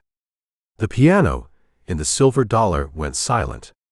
Men walked out of the saloons, wiping foam from their mustaches, drawn by the spectacle of money rolling into mud. The door at the end of the private car opened. A metal step unfolded. A man stepped down. He wasn't the Baron. He was the Vanguard. He wore a gray suit that looked like it had been tailored in London, and a bowler hat that sat square on his head. He carried a Winchester Model 1886, the octagon barrel resting easily in the crook of his arm. He scanned the platform, his eyes moving like a sweeper clearing a floor. He stepped aside. Another man followed. Then another. They poured out of the car, forming a perimeter. 12 men. They didn't look like cowboys. They didn't look like drifters. They looked like an infantry squad that had traded their uniforms for sack coats and bad intentions. They held their rifles at the ready, butts against their hips. They pushed the gawking townsfolk back without saying a word, just using the muzzles of their guns as pointers. "Private Army," Early muttered. "Pinkerton Reserves." Finally, the Baron emerged. Leland Sterling was a small man, compact and neat, with a beard trimmed to a point and eyes that looked like they were made of the same anthracite coal that fueled his engine. He wore a frock coat of black wool, despite the heat, and a silk cravat pinned with a diamond the size of a hazelnut. He held a silver-headed cane, but he didn't lean on it. He carried it like a scepter. He stepped onto the platform. He didn't look at the crowd. He looked at the mud on his boots. He frowned. The station master, a nervous man named Horace who usually spent his afternoons sleeping, hurried over, his cap in his hands. "Mr. Sterling," Horace squeaked. We weren't expecting the Olympian until Friday. The water tower is." Sterling ignored him. He looked past Horace toward the town. "Mr. Thorne," Sterling said. His voice was quiet, precise, a dry rustle of paper. "Where is he?" Horace swallowed. He looked at the line of armed men. "Mr. Thorne, he went out yesterday with Mr. Kincaid. He was to meet me here," Sterling said, "with the deeds. Has he returned?" "No, sir. Not exactly." Sterling turned his head. He looked at Horace. It wasn't a glare. It was an inspection, like he was looking for a flaw in a piece of machinery. "Explain." "Not exactly, Horace." Horace wiped his hands on his trousers. "The sheriff. Sheriff Early, he rode out this morning. To the line shack. Brought back? Well, he brought back 3 bodies." The air on the platform changed. It got cold. The 12 guards tightened their grip on their rifles. Sterling didn't flinch. He didn't gasp. He just rested both hands on the head of his cane. "Bodies," Sterling repeated. "Yes, sir. Laid him out at the undertakers. Kincaid. And the skinny one. And Mr. Thorne. Who did this? Sheriff's got a man in jail, Horace said, pointing a shaking finger toward the stone block building across the street. Fella named Sample. Drifter. Turned himself in. Sterling looked across the street. He saw the jail. He saw Joe Early standing on the boardwalk with a shotgun. He saw the kid in the doorway. A drifter, Sterling said. One man. Yes, sir. Just one. Sterling tapped his cane on the wood planks of the platform. Tap. Tap. Tap. Mr. Kincaid was a professional, Sterling said to no one in particular. Mr. Thorne was a valuable asset. They do not get killed by drifters. He turned to the man in the gray suit, the leader of the guard. Captain Griggs. Sir, Griggs answered. Secure the perimeter. No one leaves the town. No one enters. If a train comes down the line, flag it through. Yes, sir. Sterling looked back at the jail. He adjusted his cuffs. I want to see this drifter, Sterling said. And I want to see the sheriff who thinks he can hold him. He stepped off the platform, his boots sinking into the Purgatory Creek mud. He didn't care about the dirt anymore. He walked straight down the center of the street, flanked by his 12 riflemen heading for the law. Chapter 9. That's a fine shotgun, Sheriff. Is it loaded or just for show? Leland Sterling stopped 10 feet from the jailhouse porch. He didn't raise his voice. He spoke with the quiet, bored tone of a man ordering dinner in a restaurant he owned.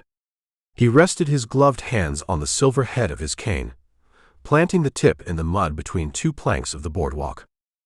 Sheriff Joe Early didn't lower the scattergun. He kept the twin barrels leveled at the center of Sterling's silk cravat. It's loaded with double-aught buck, Mr. Sterling, Early said. His voice was a rasp, dry as the dust on his boots. At this range, it don't show much. It just removes. Graphic, Sterling said. He looked at the mud on his boots, then at the sheriff. And unnecessary. I'm not here to threaten you, Joseph. I'm here to help you. Behind Sterling, the 12 men in gray suits fanned out. They didn't aim their rifles. They held them across their chests, port arms, a wall of wool and blued steel blocking the street. Captain Griggs stood at Sterling's right shoulder, his eyes locked on the kid in the doorway. The kid was shaking. The shotgun in his hands rattled against the doorframe. Easy, kid, Early said, not looking away from the Baron. Don't shoot unless I do.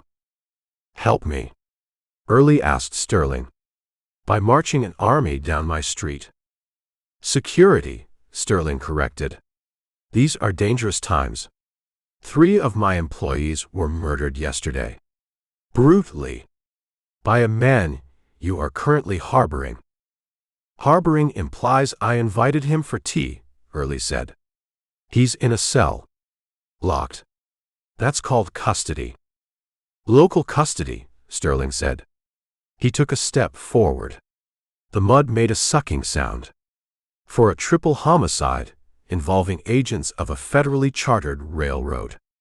That elevates the crime, Sheriff. It makes it a federal matter. Does it? It does. Sterling reached into his frock coat. The kid twitched, bringing his gun up. Griggs shifted his weight, his Winchester barrel dipping slightly. Sterling paused. He smiled, a thin stretching of lips that didn't show teeth. Paperwork, Deputy, Sterling said. Just paperwork. He pulled out a folded document. He held it out. A writ of transfer, Sterling said. Authorized by Judge Holloway in Austin. It grants the Sterling Pacific Railroad the authority to transport prisoners who pose a threat to interstate commerce to the nearest federal court for trial. Austin is a long way off, Early said. Judge Holloway must write fast. The telegraph is a wondrous invention, Sterling said. As is the power of a retainer. Now, if you'll just hand over the prisoner, we'll take this burden off your hands. You can go back to whatever it is you do in the afternoons." Early looked at the paper. He didn't take it. He looked at the 12 men. He looked at the train hissing steam at the end of the street. "You want to transport him," Early said, "to justice." "And if he falls off the train?" Early asked. "Between here and Austin?" "Accidents happen on the rails, Sheriff. It's a dangerous business." "Like burning down a ranch house?" The silence that followed was heavy.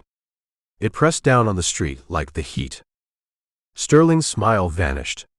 His face went smooth, blank as a fresh sheet of paper. "I don't know what you mean," Sterling said. "I think you do," Early said. "I went through your man's pockets." Kincaid found a map, found a letter. "Mr. Kincaid was zealous," Sterling said lightly. "Sometimes overzealous. If he committed crimes, he can no longer answer for them.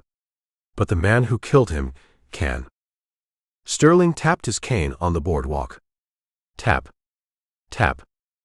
"Give me the prisoner, Joe. Don't be foolish.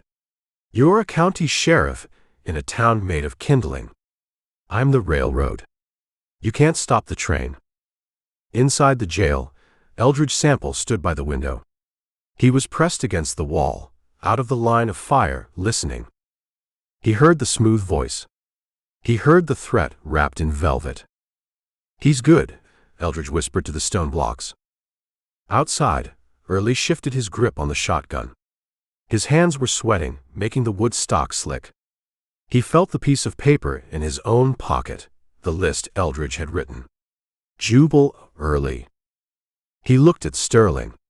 He saw the diamond in the cravat. He saw the arrogance that treated murder like a line item on a ledger. Usually, Joe Early would have folded. He would have taken the writ, taken the bribe that would surely follow, and gone back to the Gilded Lily. It was easier. It was safer. But Jubal was dead. And the man responsible was standing 10 feet away, demanding the man who had settled the score. "No," Early said. Sterling blinked. It was a small movement, like a camera shutter clicking. "I beg your pardon." "I said no," Early said. His voice got louder. He wanted the town to hear. He wanted the men in the silver dollar to hear. "The writ is no good here. Jurisdiction belongs to the county where the crime was committed. The bodies are on my porch. The killer is in my jail. He's surrendered to me. He stays with me." "You are obstructing a federal order," Sterling said. His voice dropped an octave, losing the polish, revealing the iron underneath. "I'm enforcing the law," Early said. "My law. The man stays. He gets a trial here, in Purgatory Creek, before a jury of his peers." "His peers?" Sterling laughed. It was a cold, sharp sound. "His peers are drifters and killers. You won't find 12 honest men in this zip code, Sheriff. And you certainly won't find 12 men brave enough to convict a man who gunned down 3 Pinkertons." "We'll see," Early said. "You're making a mistake, Joe. A career-ending mistake." "My career ain't much to look at anyway." Sterling stared at him. He was calculating. He had 12 men. Early had a boy and a shotgun. He could take the jail. He could storm it right now, kill the sheriff, drag Sample out, and hang him from the water tower before the sun went down. But that was messy. That was a massacre.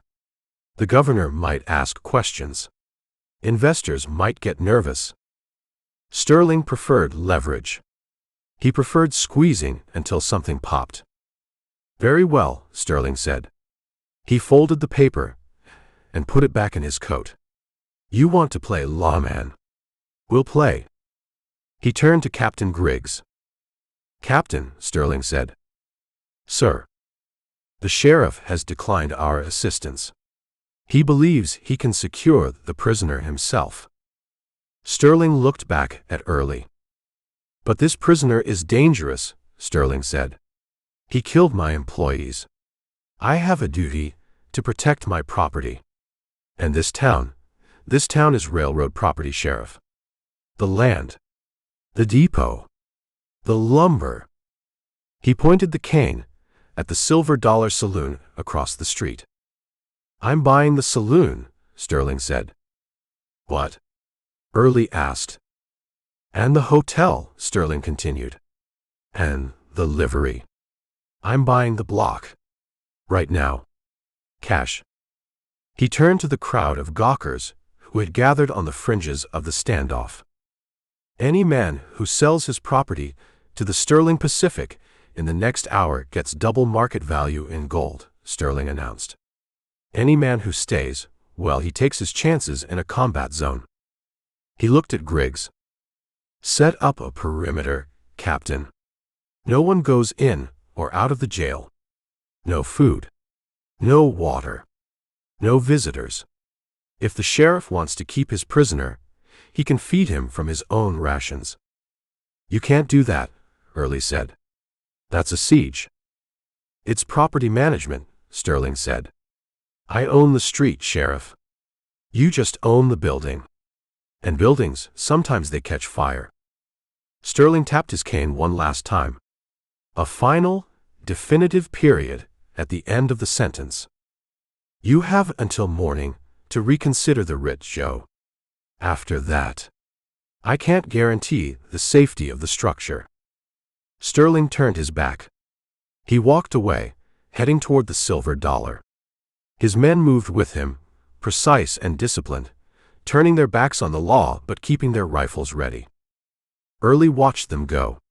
He watched Griggs point to two men, sending them to the roof of the general store. Snipers. Sheriff, the kid whispered. Did he just buy the town? He's trying to, Early said. Get inside, kid. And lock the door. Early backed into the office. He slammed the heavy oak door and threw the bolt. The sound echoed in the small room. He walked to the desk. He leaned the shotgun against it. His hands were shaking now. The adrenaline was fading, leaving him with the cold reality of the math. He walked to the cell. Eldridge was standing at the bars. He looked calm. He looked like he'd expected this. He didn't take it well, Eldridge said. He's cutting us off, Early said. He's buying the street. He's putting guns on the roofs. Siege, Eldridge said. Standard tactic. Starve you out. Or burn you out. He threatened fire, Early said. Said buildings catch fire. He knows how to do it, Eldridge said. He burned the O'Malleys. Early looked at the paper in his pocket. Jubal Early. He thinks I'm going to fold, Early said. He thinks I'm just a drunk with a badge. Are you? Early looked at the prisoner. He looked at the clean shave, the steady hands. He looked at the gun belt on the desk. I was, Early said. This morning. He walked to the window. He peered through the slats of the shutters. Across the street, men were already running out of the Silver Dollar, clutching bags of money. Sterling's men were taking positions on the porch. The bartender was shaking Sterling's hand. The town was being sold. The lines were being drawn. He bought the whiskey, Early said. That's a low blow. He turned back to the room. Kid, Early said. Count the ammo. Count the beans. We're in for a long night. Sheriff, the kid said, his voice trembling. There's only 3 of us. And 1 is locked up. Yeah, Early said. He looked at Eldridge. We might have to change that. Chapter 10. The sun didn't go down, it just gave up, retreating behind the false fronts of the buildings on Main Street, and leaving Purgatory Creek in a long gray twilight that smelled of coal smoke and impending violence. Inside the jail, the air was thick and still. Sheriff Joe Early stood by the window, peering through the slats of the heavy oak shutters he had bolted shut 10 minutes ago. He held a pair of field glasses, the lenses dusty, focused on the roof of the general store across the way. "He's moved," Early said. "Who?" the kid asked. He was sitting on the floor by the desk, counting shotgun shells into a pile. 1, 2, 3. He kept losing count and starting over. "The rifleman," Early said. "The one on the mercantile." He moved to the chimney. "Better angle on the front door." "That's a crossfire," Eldridge Sample said from the cell. Eldridge was sitting on the cot, cleaning his fingernails with the penknife the kid had given him. He wasn't looking out the window. He didn't have to. He knew the geometry of a siege. "If you step out that door," Eldridge said, "the man on the store hits you from the left. The man on the hotel hits you from the right. And the man in the saloon just watches you fall." "There's a man in the saloon?" the kid asked, his voice rising an octave. "There's always a man in the saloon," Eldridge said. "It's where the whiskey is." Early lowered the glasses. He rubbed his eyes. The headache was back, a dull throb at the base of his skull that reminded him he hadn't eaten since noon. "He bought it," Early said. "He really bought it." "The saloon?" "The whole damn block." Early gestured with the glasses. "I watched him." The bartender took a bag of gold and walked out the back door. Didn't even wipe down the bar. Just left the apron and walked. "Smart man," Eldridge said.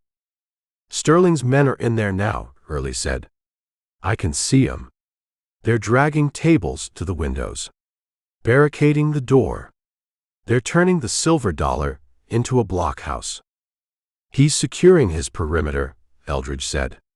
"He doesn't want anyone coming up behind him. He wants the street clear." The kid stood up. He walked to the water bucket in the corner. It was half full. He dipped a ladle and drank, water spilling down his chin. "How long?" the kid asked. "How long can we stay in here?" "Until the water runs out," Early said. "Or the ammo. Or until Sterling gets bored and burns the roof off." "He won't burn it yet," Eldridge said. "Stone walls don't burn easy. He'd have to get close to torch the roof. And he knows you've got a shotgun." "I got a shotgun," Early muttered. "And 12 shells. And a deputy who can't count past 10. "Hey," the kid protested. "Count 'em again, kid. And don't drop 'em." Early walked back to the desk. He sat down. The chair creaked. He looked at the heavy door. He looked at the rifle rack. He looked at the prisoner. "You seem awful calm for a man who's the cause of this," Early said. "Panic makes you thirsty," Eldridge said. "I'm saving water." "You think this is funny?" "I think it's standard procedure," Eldridge said. "Sterling is a businessman. He's negotiating. The price is my neck. The currency is bullets." Outside, the street was unnaturally quiet. The sawmills had shut down. The teamsters had parked their wagons and vanished. The brothel down the street had closed its curtains tight. The town of Purgatory Creek had looked at the 12 men in gray suits and decided to take a vacation. Then the music started. It came from the silver dollar. A piano. Not the catfight banging of the usual player, but a slow, practiced melody. Someone knew how to play. "Is that Beethoven?" Early asked. "Chopin," Eldridge said. "Sterling probably brought his own piano player. Or one of his killers has hidden talents." The music drifted across the muddy street, surreal and elegant. It floated through the cracks in the shutters, mocking the 3 men in the stone box. "He's getting comfortable," Early said. "He's settling in." "He's waiting for dark," Eldridge said. "The snipers are just to keep our heads down. The real work happens when the sun goes." "What work?" "Probing," Eldridge said. "Checking the back door. checking the windows, seeing if we're asleep. The kid dropped a shell. It clattered on the floor. I ain't sleeping, the kid said. I ain't ever sleeping again. Early looked at the kid. He saw the white around the eyes. He saw the way the boy's hands shook. The kid wasn't cut out for this. He was a Saturday night drunk wrangler, not a soldier. Sit down, kid, Early said gently. Take a load off. I can't sit. I gotta watch the back. The back door is barred. And it's solid oak. Nobody's coming through that without an axe. The kid went to the back door anyway. He pressed his ear against the wood. Early looked at Eldridge. He walked over to the cell. You got a plan, Sample? Early whispered. Besides drinking my water and critiquing the music? My plan was to get him here, Eldridge said. Congratulations. He's here. He's got 12 rifles and a train. Now what? Now we wait for him to make a mistake. Sterling don't look like a man who makes mistakes. He looks like a man who hires people to make mistakes for him. Everyone makes mistakes when they get angry, Eldridge said. Or when they get greedy. Sterling is both. He wants you bad. He wants the list, Eldridge said. He tapped his chest pocket. He wants the names. As long as I have the paper, and as long as I'm breathing, he can't cover it up. He can cover it up with ashes, Early said. If he burns the jail, he burns the paper. He needs to know what I wrote down. He needs to know who I told. Did you tell anyone? I told you, Eldridge said. Early stared at him. Well, ain't that a comfort? So I'm on the list now, too. You were on the list the minute you pinned that star on, Sheriff. You just didn't know it. Early walked back to the desk. He pulled the bottom drawer open. He took out a bottle of whiskey. It was the cheap stuff, the kind that tasted like iodine. He uncorked it. He took a long pull. He didn't offer it to the kid. He didn't offer it to Eldridge. He corked it and put it back. Dutch courage, Early said. Whatever works, Eldridge said. A shout came from the street. Sheriff. It was Captain Griggs. His voice was loud, projected. Early went to the window. He peered through the slat. Griggs was standing on the porch of the Silver Dollar. He wasn't hiding. He was holding a megaphone. Sheriff Early, Griggs yelled. Mr. Sterling extends an invitation. There's cold roast beef and fresh bread in the saloon. He hates to see a public servant starve. Go to hell, Early shouted back. The offer stands for the deputy, too, Griggs called. And for the prisoner. If he walks out with his hands up, he gets a meal before the trip to Austin. He's trying to split us, Eldridge said from the cot. He's working on the kid. Early looked at the kid. The boy was staring at the front door. He looked hungry. He looked scared. Don't listen to him, kid, Early said. It's a trick. You walk out there, they cut you down. Roast beef, the kid whispered. We got hardtack. We got our skins, Early said. Keep 'em. Griggs lowered the megaphone. He went back inside the saloon. The piano music started up again. Louder this time. A waltz. The sun finally vanished. The gray twilight deepened into black. The street lamps didn't come on. The lamplighter hadn't shown up. The only light came from the windows of the Silver Dollar, spilling yellow rectangles onto the mud. Early lit the lantern on his desk. He turned the wick down low, just enough to see the room, not enough to make them silhouettes. Night shift, Early said.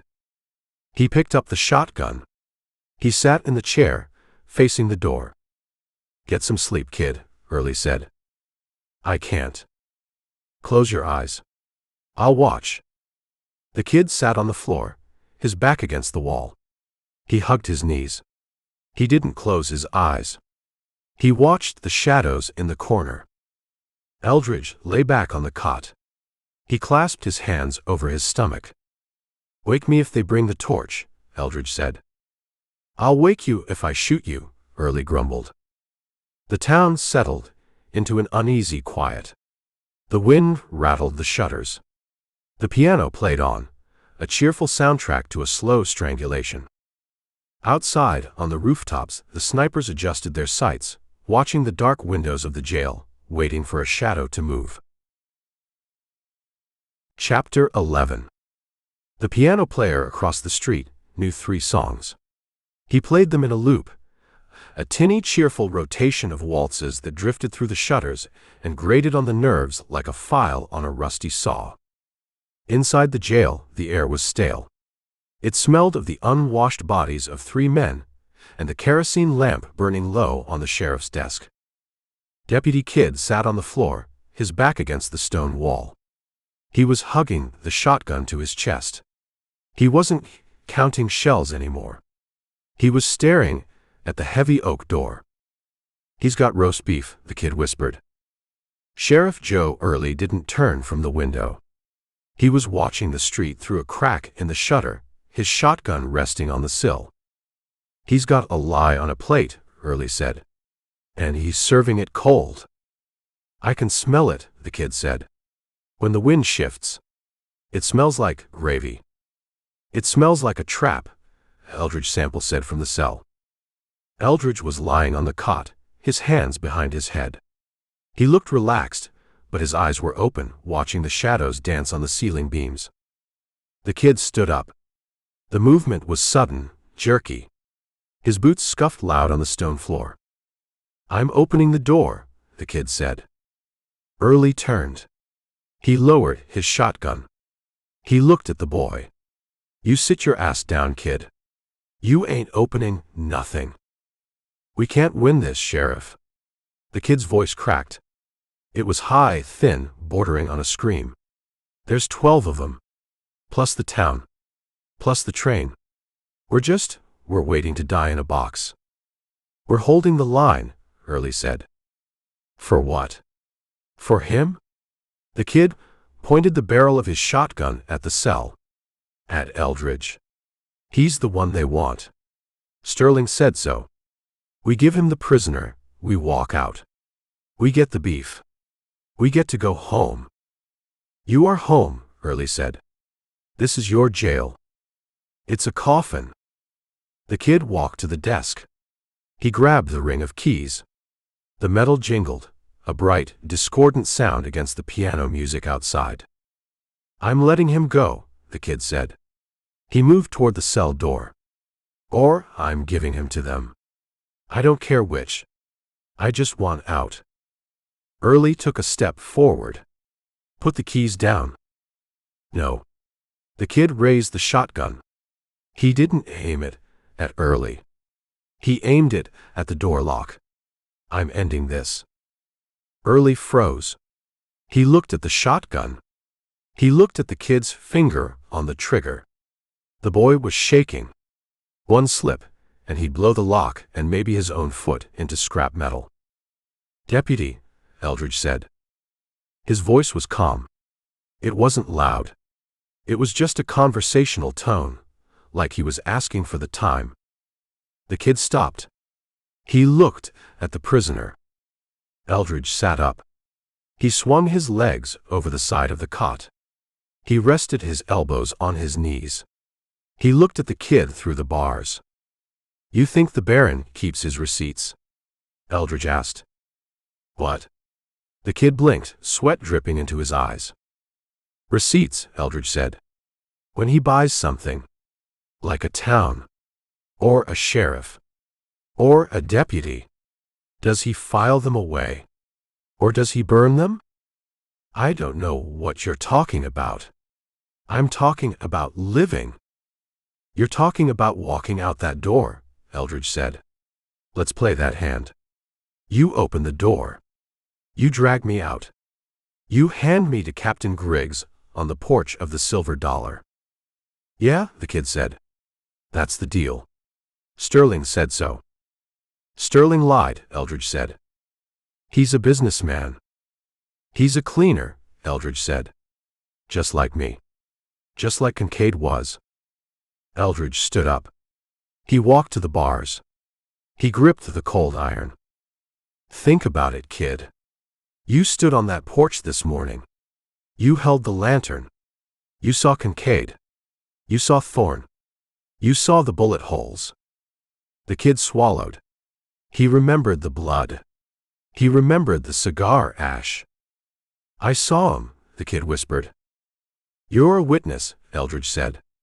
You saw the result of Sterling's orders. You heard the sheriff identify the bodies. You know who they were. You know why they died. So, Eldridge said, if Sterling takes me, if he hangs me, the story ends. Except for you. And the sheriff. The kid looked at Early. Early wasn't moving. He was listening. You think Sterling is going to leave two lawmen alive who know his fixers were murdering ranchers? Eldridge asked. You think he's going to let you testify in a federal court? Or talk to a reporter? The kid lowered the shotgun an inch. He offered food. He offered bait, Eldridge said. You walk out that door, you don't get roast beef. You get a bullet in the back of the head. And then Griggs puts a gun in your dead hand and says you tried to be a hero. The kid stared at Eldridge. He looked at the keys in his hand. They felt heavy, slick with sweat. He wouldn't, the kid said. But the conviction was gone. He burned a family in their beds to save a week on a railroad schedule, Eldridge said. You think he cares about a deputy with a tin star? The music outside stopped. The silence rushed in, pressing against the shutters. This jail, Eldridge said, tapping the stone wall, is the only place in Purgatory Creek where the Baron's money doesn't work. It's thick. It's defensible. And it's got 3 men inside who know the truth. 3 men, Early repeated softly. You open that door, Eldridge said to the kid. You let the wolf in. And the wolf eats everything. The kid looked at the door. He looked at the heavy bolt. He imagined stepping out onto the boardwalk. He imagined the 12 men in gray suits standing there, smiling. He imagined the muzzle of a Winchester looking at him. He shivered. I'm hungry, the kid whispered. It was a plea. A child asking for comfort. Hunger passes, Eldridge said. Being dead is permanent. The kid looked at Early. Sheriff. Early walked over. He gently took the shotgun from the kid's hands. He took the keys. He's right, son, Early said. We're stuck. We might as well be stuck together. The kid slid down the wall. He sat on the floor, pulling his knees to his chest. He buried his face in his arms. I don't want to die, the kid mumbled into his sleeve. Nobody does, Early said. He tossed the keys onto the desk. They clattered, loud and final. That's why we fight. Early walked back to the window. He picked up his own shotgun. He peered through the slat. Music stopped, Early said. That means the intermission is over. Eldridge sat back down on the cot. He smoothed the blanket. They'll try something now, Eldridge said. The offer was rejected. Now comes the pressure. What kind of pressure? The kid asked, lifting his head. The kind that comes through a window, Eldridge said. Stay low. The jailhouse went quiet again. But it was a different kind of quiet. The panic had burned off, leaving the cold, hard ash of reality. The kid wasn't going to open the door. He wasn't going to run. He was terrified, but he was staying. He had made his choice. He picked up a handful of shells from the floor. He started counting again. 1, 2, 3. His hands were still shaking, but he didn't drop them. Chapter 12. The cot was narrow, the mattress thin, and the blanket smelled of old wool and sweat from the last drunk who had slept it off in the cell. Eldridge Sample didn't sleep on it.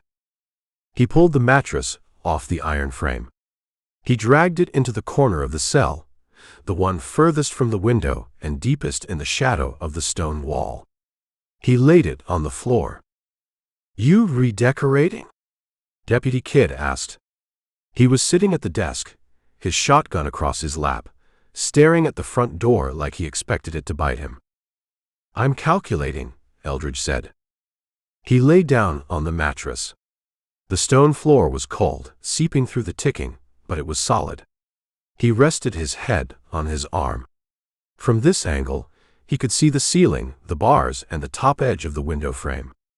He couldn't see the street, which meant the street couldn't see him. "Calculating what?" the kid asked. "Angles," Eldridge said. "The window is 6 feet up. The roof of the general store is 20 feet high. The street is 40 feet wide. So, Eldridge said, closing his eyes, if a man lays on that roof with a rifle, he can see the cot. He can see the blanket. He can put a bullet right where a sleeping man's chest would be." The kid looked at the empty cot frame. He looked at the window. He shivered. You think they're watching us right now?" "I know they are," Eldridge said. The music stopped. "That means the show is over and the work starts."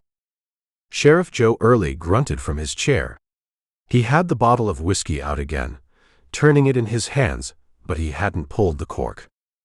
"Sterling's a businessman," Early said. "Shooting a prisoner through a window, that's messy.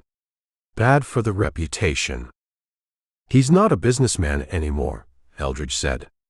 "He's a man who lost a hand. Now he wants to flip the table." Eldridge settled in. He breathed slow and shallow. He wasn't asleep, but he was resting. He was letting his muscles go slack, saving the tension for when the glass broke. The jailhouse was quiet. The only sounds were the wind rattling the shutters and the scratch of a mouse in the corner. Time stretched out. An hour passed. Maybe 2. The kid got restless. He stood up and walked to the rifle rack. He took down a Henry repeater. He checked the action. He put it back. He walked to the water bucket on the stool near the cell door. "I'm thirsty," the kid said. "Don't stand there," Eldridge said. His voice was soft, barely a whisper. "I'm just getting a drink." "Move the bucket," Eldridge said. "Move it to the corner, behind the desk." "Why?" "Because it's in the light," Eldridge said. "The lamp on the desk. It throws a shadow. You stand there, you're a silhouette." The kid looked at the bucket. He looked at the lamp. He scoffed, a nervous, high-pitched sound. "You're jumpy, Mr. Sample. Nobody's shooting yet." The kid picked up the ladle. He dipped it into the water. The metal scraped against the tin bucket. Scrape. He lifted the ladle to his lips. Crack. It wasn't a boom. It was a sharp, high-velocity snap, like a whip breaking the sound barrier inside the room. The water bucket exploded. It didn't just tip over. It burst. The bullet hit the metal side, punched through the water, and exited the back, tearing the tin apart. Water sprayed everywhere. It hit the kid in the face. It soaked the desk. It splashed against the cell bars. The kid screamed. He dropped the ladle and threw himself backward, scrambling across the floor on his heels, his arms flailing. "I'm hit. I'm hit." Sheriff Early dove from his chair. He hit the floor behind the heavy oak desk, his shotgun ready. "Light." Early yelled. "Kill the light." He reached up and swept the kerosene lamp off the desk. It crashed to the floor. The chimney shattered. The flame flared blue for a second, catching a spill of kerosene, then flickered and died as Early smothered it with his hat. The jail went pitch black. Silence returned, ringing in their ears. "Kid," Early hissed. "You alive?" I'm wet," the kid stammered. He was breathing fast, hyperventilating. "There's water everywhere." "Are you bleeding?" The kid felt his chest. He felt his face. No holes. Just wet. "Stay down," Early ordered. "Stay flat." From the corner of the cell, Eldridge spoke. His voice was calm, dry. "He missed," Eldridge said. "Missed?"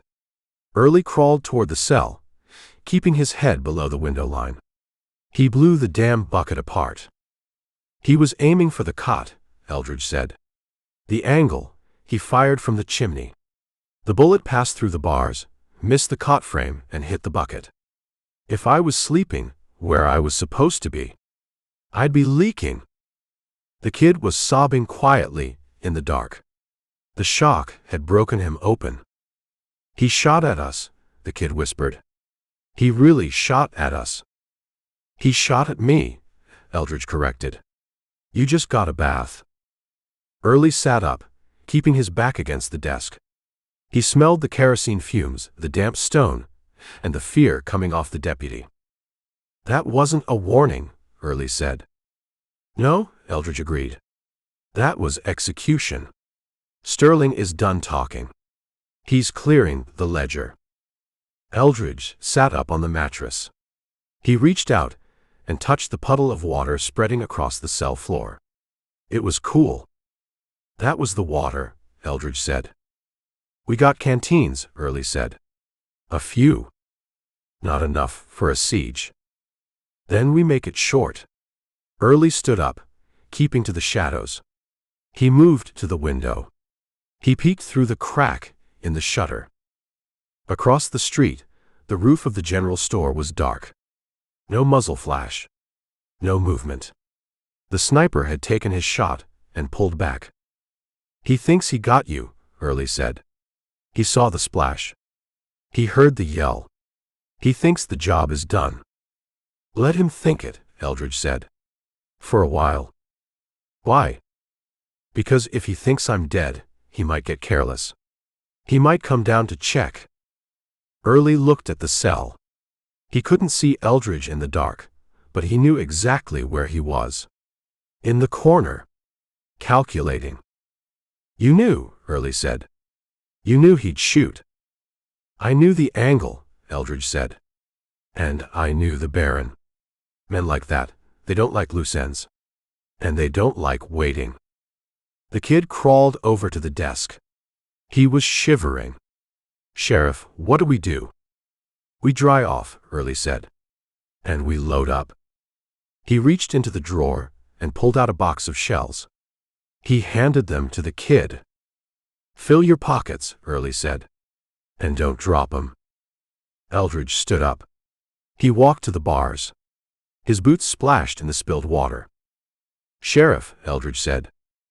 "Yeah." "I'm going to need more than a penknife." Early looked at the prisoner. He thought about the 3 dead men on the porch. He thought about the bullet that had just missed his deputy by inches. He walked to the rifle rack. He took down a Winchester. He didn't unlock the cell. Not yet. But he leaned the rifle against the bars, barrel up. "It's loaded," Early said. "Don't make me regret it." Eldridge reached through the bars. He pulled the rifle in. The steel was cold and heavy. It felt like a handshake. "Get some sleep, Sheriff," Eldridge said, racking the lever to check the chamber. "I'll take the first watch."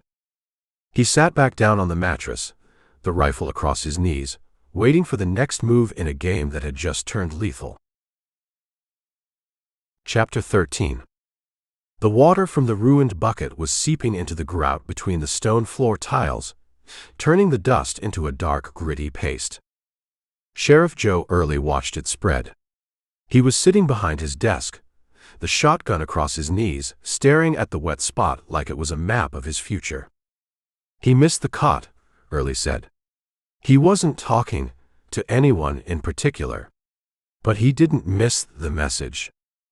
The message was loud, Eldridge Sample said from the cell. He was sitting on the mattress in the corner. The Winchester Early had passed him, resting easy in his hands. He worked the action, checking the smooth slide of the bolt, the click of the hammer. It was a mechanical comfort. He ain't taking you to Austin, Early said. That writ, the paper Sterling showed me, it was just a ticket to get you out the door. And once I was out. You trip, Early said. Or you try to run. Or maybe the train hits a bump and you fall off.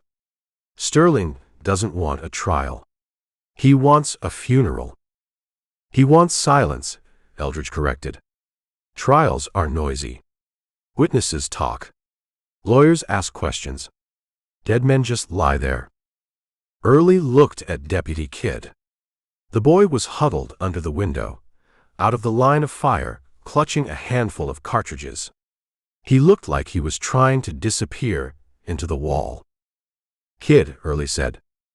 The deputy jumped. Yeah, Sheriff.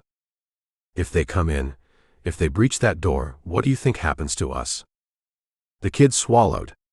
We surrender. We tell 'em we were just doing our job. There ain't no surrender, Early said. His voice was heavy, tired. We saw the bodies on the porch. We saw the letter. We know too much, kid. If Sample dies, we die. We're the loose ends. The kid looked at the door. He looked at the heavy iron bolt. It didn't look thick enough anymore. So we're dead either way. The kid whispered. Not if we hold, Eldridge said. Early stood up. He walked to the rifle rack. He took down a box of .44, 40 shells. He weighed it in his hand. He looked at the cell. He looked at the heavy iron bars, separating the law from the killer. You got a rifle, Early said to Eldridge. But you got a bad angle. If they come through the back, or if they hit the side window, you're trapped in that cage. You can't move. That's a problem, Eldridge agreed. It's a fatal problem, Early said. He walked to the desk. He picked up the key ring. The keys jingled, a bright sound in the gloomy room. He walked to the cell door. The kid's eyes went wide. Sheriff, what are you doing? I'm evening the odds, Early said. He's a murderer. He confessed. He killed 3 men who needed killing, Early said. And right now, he's the only one in this room who knows how to fight a war. Early put the key in the lock. He didn't turn it immediately. He looked through the bars at Eldridge. I unlock this, Early said, and you're out. You can try to run. You can try to take my horse. You can try to shoot me and walk away.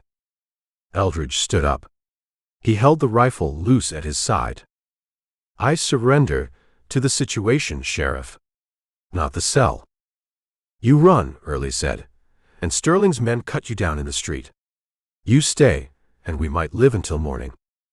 I'm not running. Early turned the key. The tumblers clicked, loud and heavy. He pulled the door open. It swung wide, squealing on its hinges. Eldridge stepped out. He walked into the office. He stretched, working the stiffness out of his shoulders. He looked different outside the bars. Bigger. More dangerous. He walked to the window. He didn't look out. He stood with his back to the wall, listening to the street. They're moving, Eldridge said. Who? The pickets. I can hear boots on the boardwalk. They're shifting positions. Getting ready. For what? For the rush. Eldridge looked at the back door. It was barred, but it was wood. They tried the sniper. It failed. Now they try the torch. Or the ram. Early walked over to him. He reached into his pocket. He pulled out a badge. It wasn't his. It was an old deputy's star, bent at the point, that had been sitting in the drawer for 5 years. He held it out. Eldridge looked at it. "I already have a badge," Eldridge said. He patted his pocket where the Mexican coin star was hidden. "That one don't work in Purgatory Creek," Early said. "This one does. It makes it legal. If you shoot a man. I want it on the books." Eldridge took the star. He didn't pin it on. He set it on the desk next to the lantern. "I'm not looking for a job, Joe." "You got one anyway," Early said. "You're deputized. Until the ammo runs out. Or until we're dead." "Fair enough." Eldridge walked to the back door. He inspected the hinges. He checked the bar. "This is the weak point," Eldridge said. "The front is stone. The windows are barred. But this door, it opens into the alley.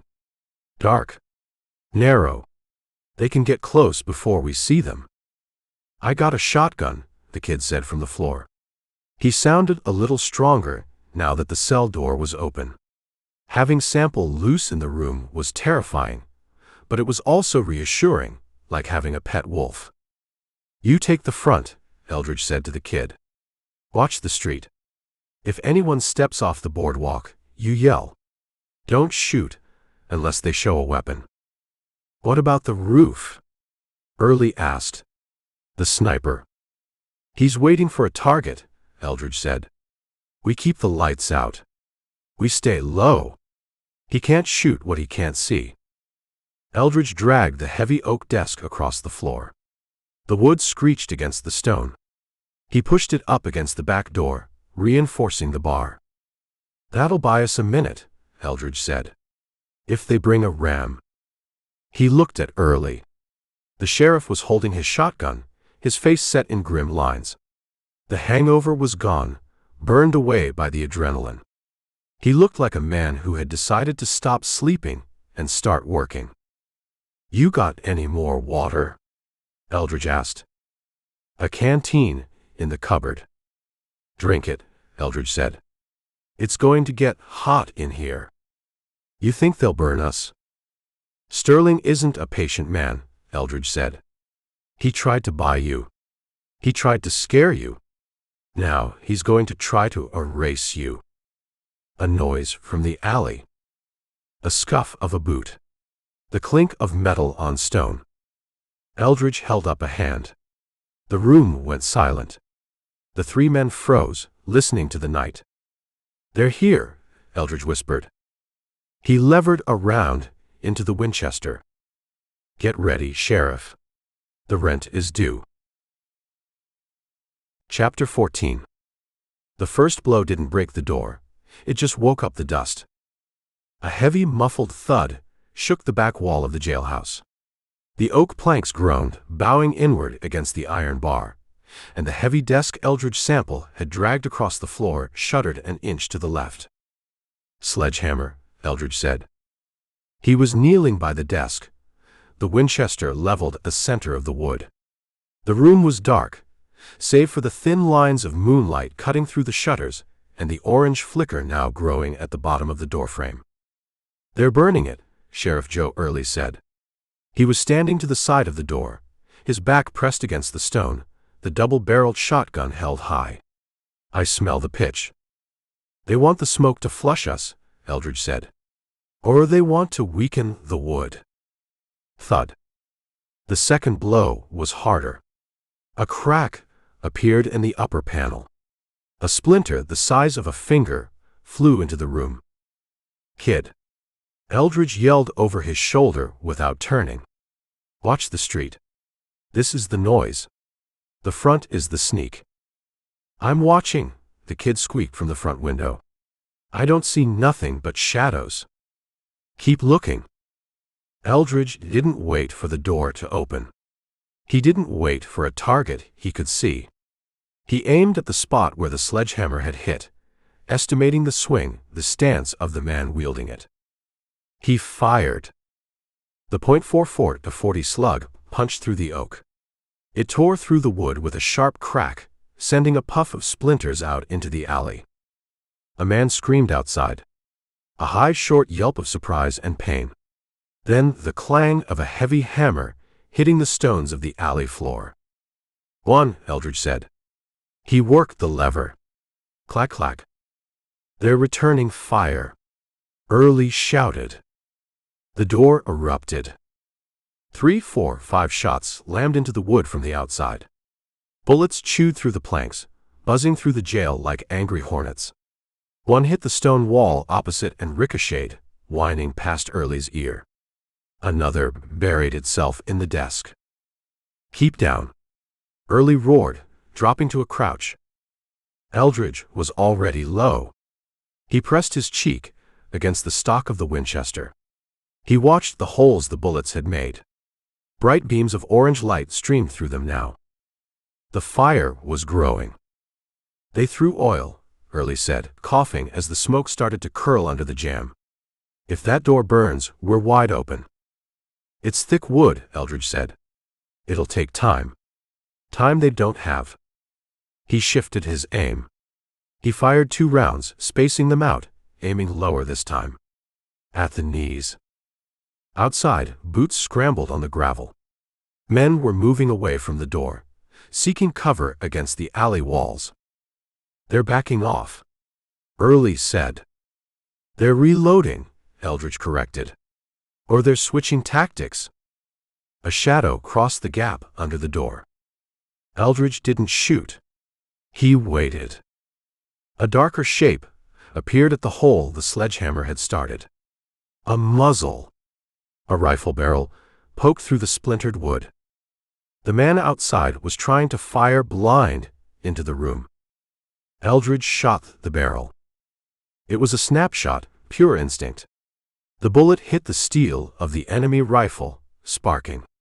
The gun was ripped out of the man's hands. "Damn it!" A voice yelled from the alley. "My hands." He shot my hands. "Pull back," another voice ordered. It was Griggs. The captain. Suppressing fire. "Watch the windows." Glass shattered at the side of the jail. A bullet tore through the shutter slats, showering the cot with debris. "They're flanking," Early yelled. He swung his shotgun toward the side window. "Save the shells, Joe," Eldridge said. "That's a distraction. They can't get in the window. It's barred. They can throw dynamite in. If they had dynamite, we'd be dead already. Sterling wants the building standing. He just wants us out of it." Eldridge crawled to the side of the desk. He peered through a crack in the door. The alley was lit by the torch they had thrown against the threshold. He could see legs. Gray trousers. Men huddled against the brick wall of the livery stable next door. They were regrouping. "Sheriff," Eldridge said, "you got a bucket of water." The buckets shot. "Remember?" "We got the coffee pot," Eldridge said. "On the stove." "It's cold." "It's wet. Grab it." Early scuttled to the stove in the corner. He grabbed the enamel pot. He crawled back to the door. "Throw it," Eldridge said. "Under the door. Put the fire out." "I have to get close." "I'll cover you. On 3. Eldridge raised the Winchester. He aimed at the brick wall opposite, hoping for a ricochet or just to make them flinch. 1, 2, 3. Eldridge fired. He pumped 3 rounds through the door, fanning them left to right. Bang! Bang! Bang! The men in the alley ducked. Early lunged.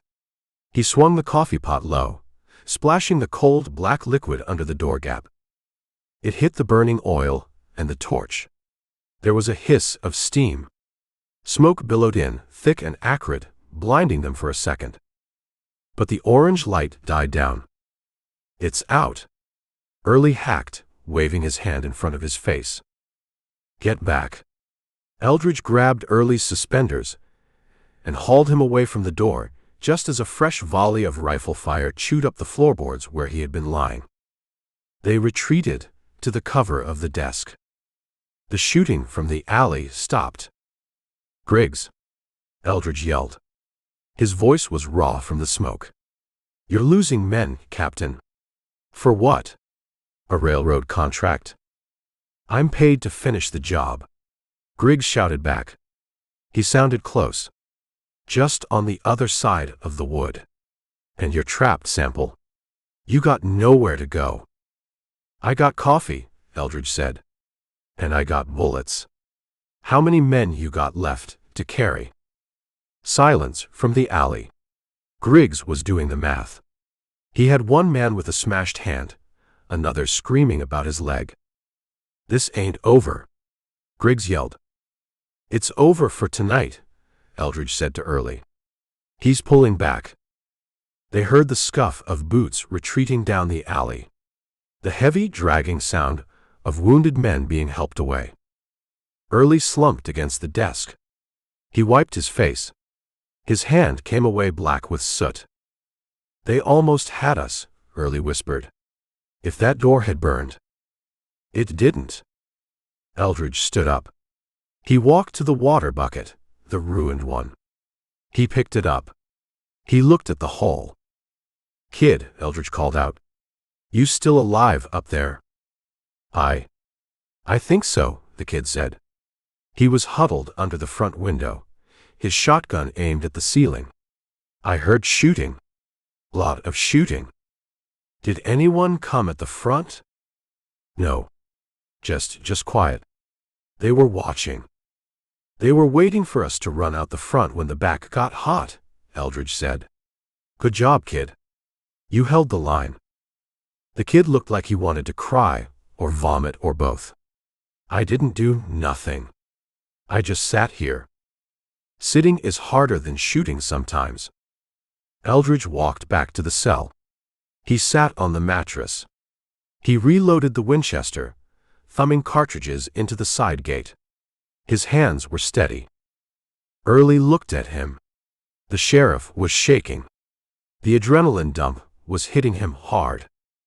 "Who are you?" Early asked. "Really?" "I told you," Eldridge said. "I'm the man who turned himself in. You fight like a soldier. Or a ghost. I fight like a man who knows the ground." Eldridge laid the rifle across his knees. "Go check the back door, Joe. See if the hinges held." Early got up. He checked the door. The wood was scarred, blackened, and riddled with holes, but the iron hinges were solid. The bar was bent, but it held. "It held," Early said. "Good. Then get some sleep." "Sleep." Early laughed. It was a jagged sound. "After that. Especially after that. Griggs won't come back tonight. He has to explain to the Baron why he failed. That's going to take a while." Eldridge leaned his head back against the stone wall. He closed his eyes. He listened to the town. The piano hadn't started up again. Purgatory Creek was silent, terrified, waiting for the sun to come up and show them the damage. "Tomorrow," Eldridge said softly, "we change the game." "How?" Early asked. "Tomorrow," Eldridge said, "we tell the town the truth."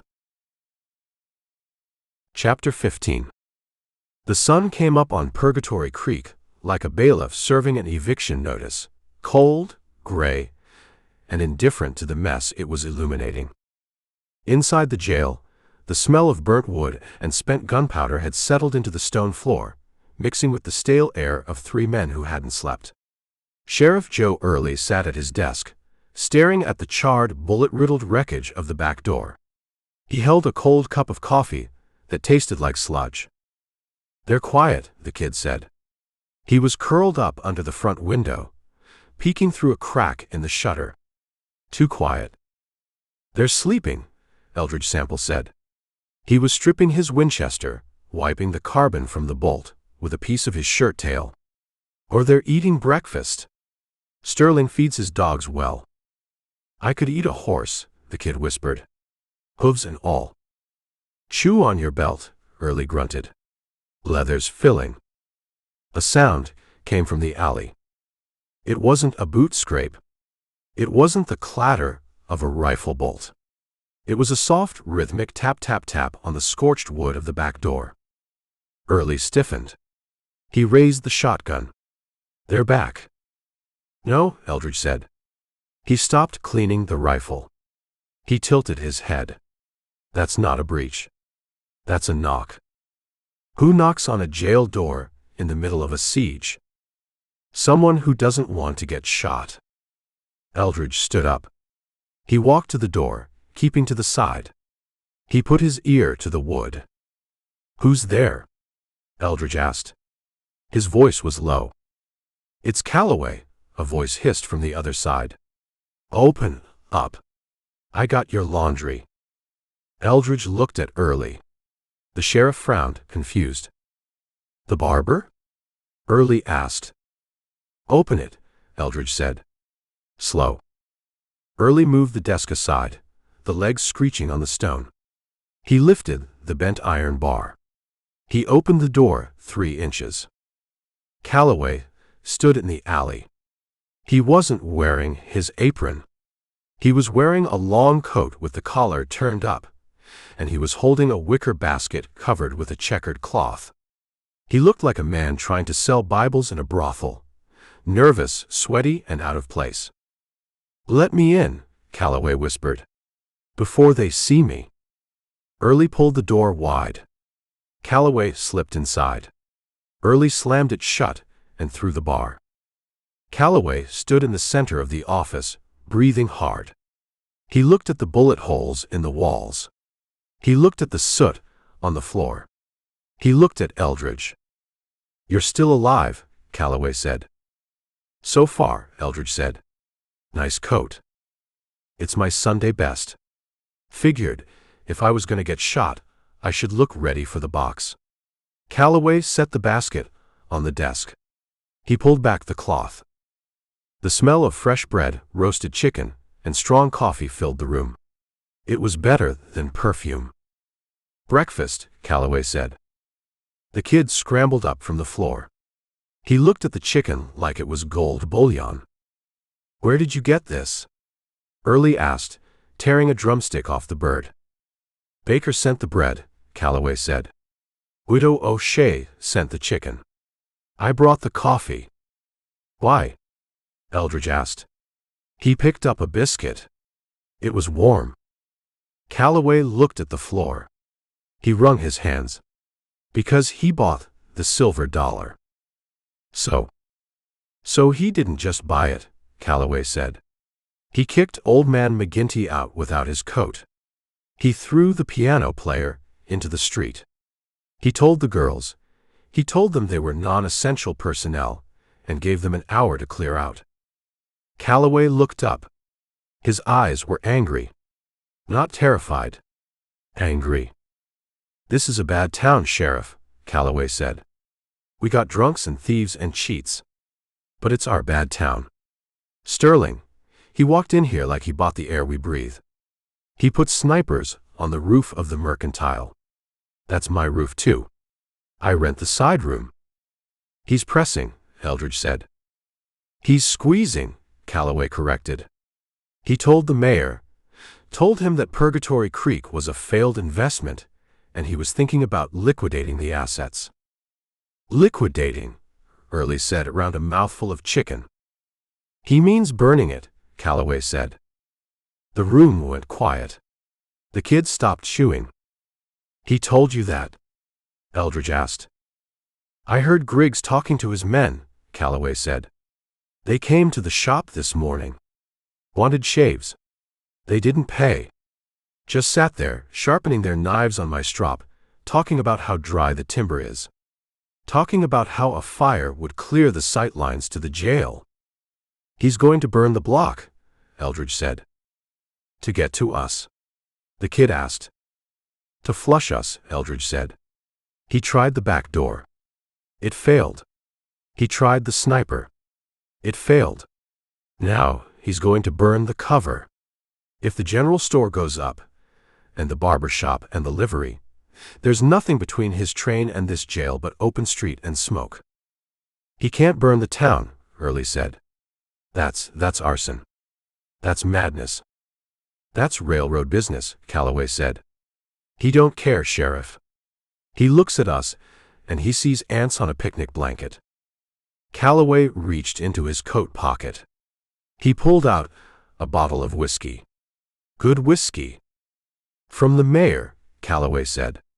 He said to tell you he's sorry about the budget cuts last year. Early took the bottle. He uncorked it. He took a long pull. The town is scared, Calloway said. They're hiding in their cellars. But they know who's in here. They know you stood up to him. We're just holding the fort, Calloway, Early said. You're the only ones holding anything, the barber said. The rest of us, we just folded. Eldridge finished the biscuit. He wiped the crumbs from his lip. Griggs, Eldridge said. How many men does he have left? 9, Calloway said. I counted. 2 with bandages. 1 walking with a cane. They're mean, Mr. Sample. They're embarrassed. They got beat by a sheriff and a drifter, and they don't like it. They're going to come hard tonight, Eldridge said. If they plan to burn the block, they'll do it when the wind dies down. Sunset. What do we do? The kid asked. You eat, Eldridge said. You drink that coffee. And you get ready. He looked at Calloway. You need to go back, Eldridge said. If they catch you here. They won't, Calloway said. I know the alleys. I grew up chasing rats in this town. He buttoned his coat. He looked at Eldridge. He looked at the clean shave he had given him yesterday. You know, Calloway said, when you sat in my chair, I thought you were just another man passing through, looking for a place to hide. I was. No, Calloway said. You weren't hiding. You were waiting. He moved to the door. Early unbarred it. Calloway stopped. Sheriff. If the fire starts, what should we do? Run, Early said. Get to the creek. Get wet. And you. I got a stone roof, Early said. I'll be fine. Calloway nodded. He slipped out into the alley, vanishing into the shadows like he had never been there. Early barred the door. He turned back to the room. The smell of the food overpowered the smell of the burnt wood for a moment. The town, Early said, picking up a piece of bread. They hate him more than they fear him. That's a dangerous mix. It's a useful mix, Eldridge said. If we survive the fire. He's really gonna do it, the kid said. Burn the whole block. He has to, Eldridge said. He can't leave witnesses. Not now. Not after last night. He has to erase the mistake. Eldridge walked to the cell. He sat on the mattress. He picked up the Winchester and started putting it back together. The bolt slid home with a satisfying click. He thinks he's clearing the board, Eldridge said.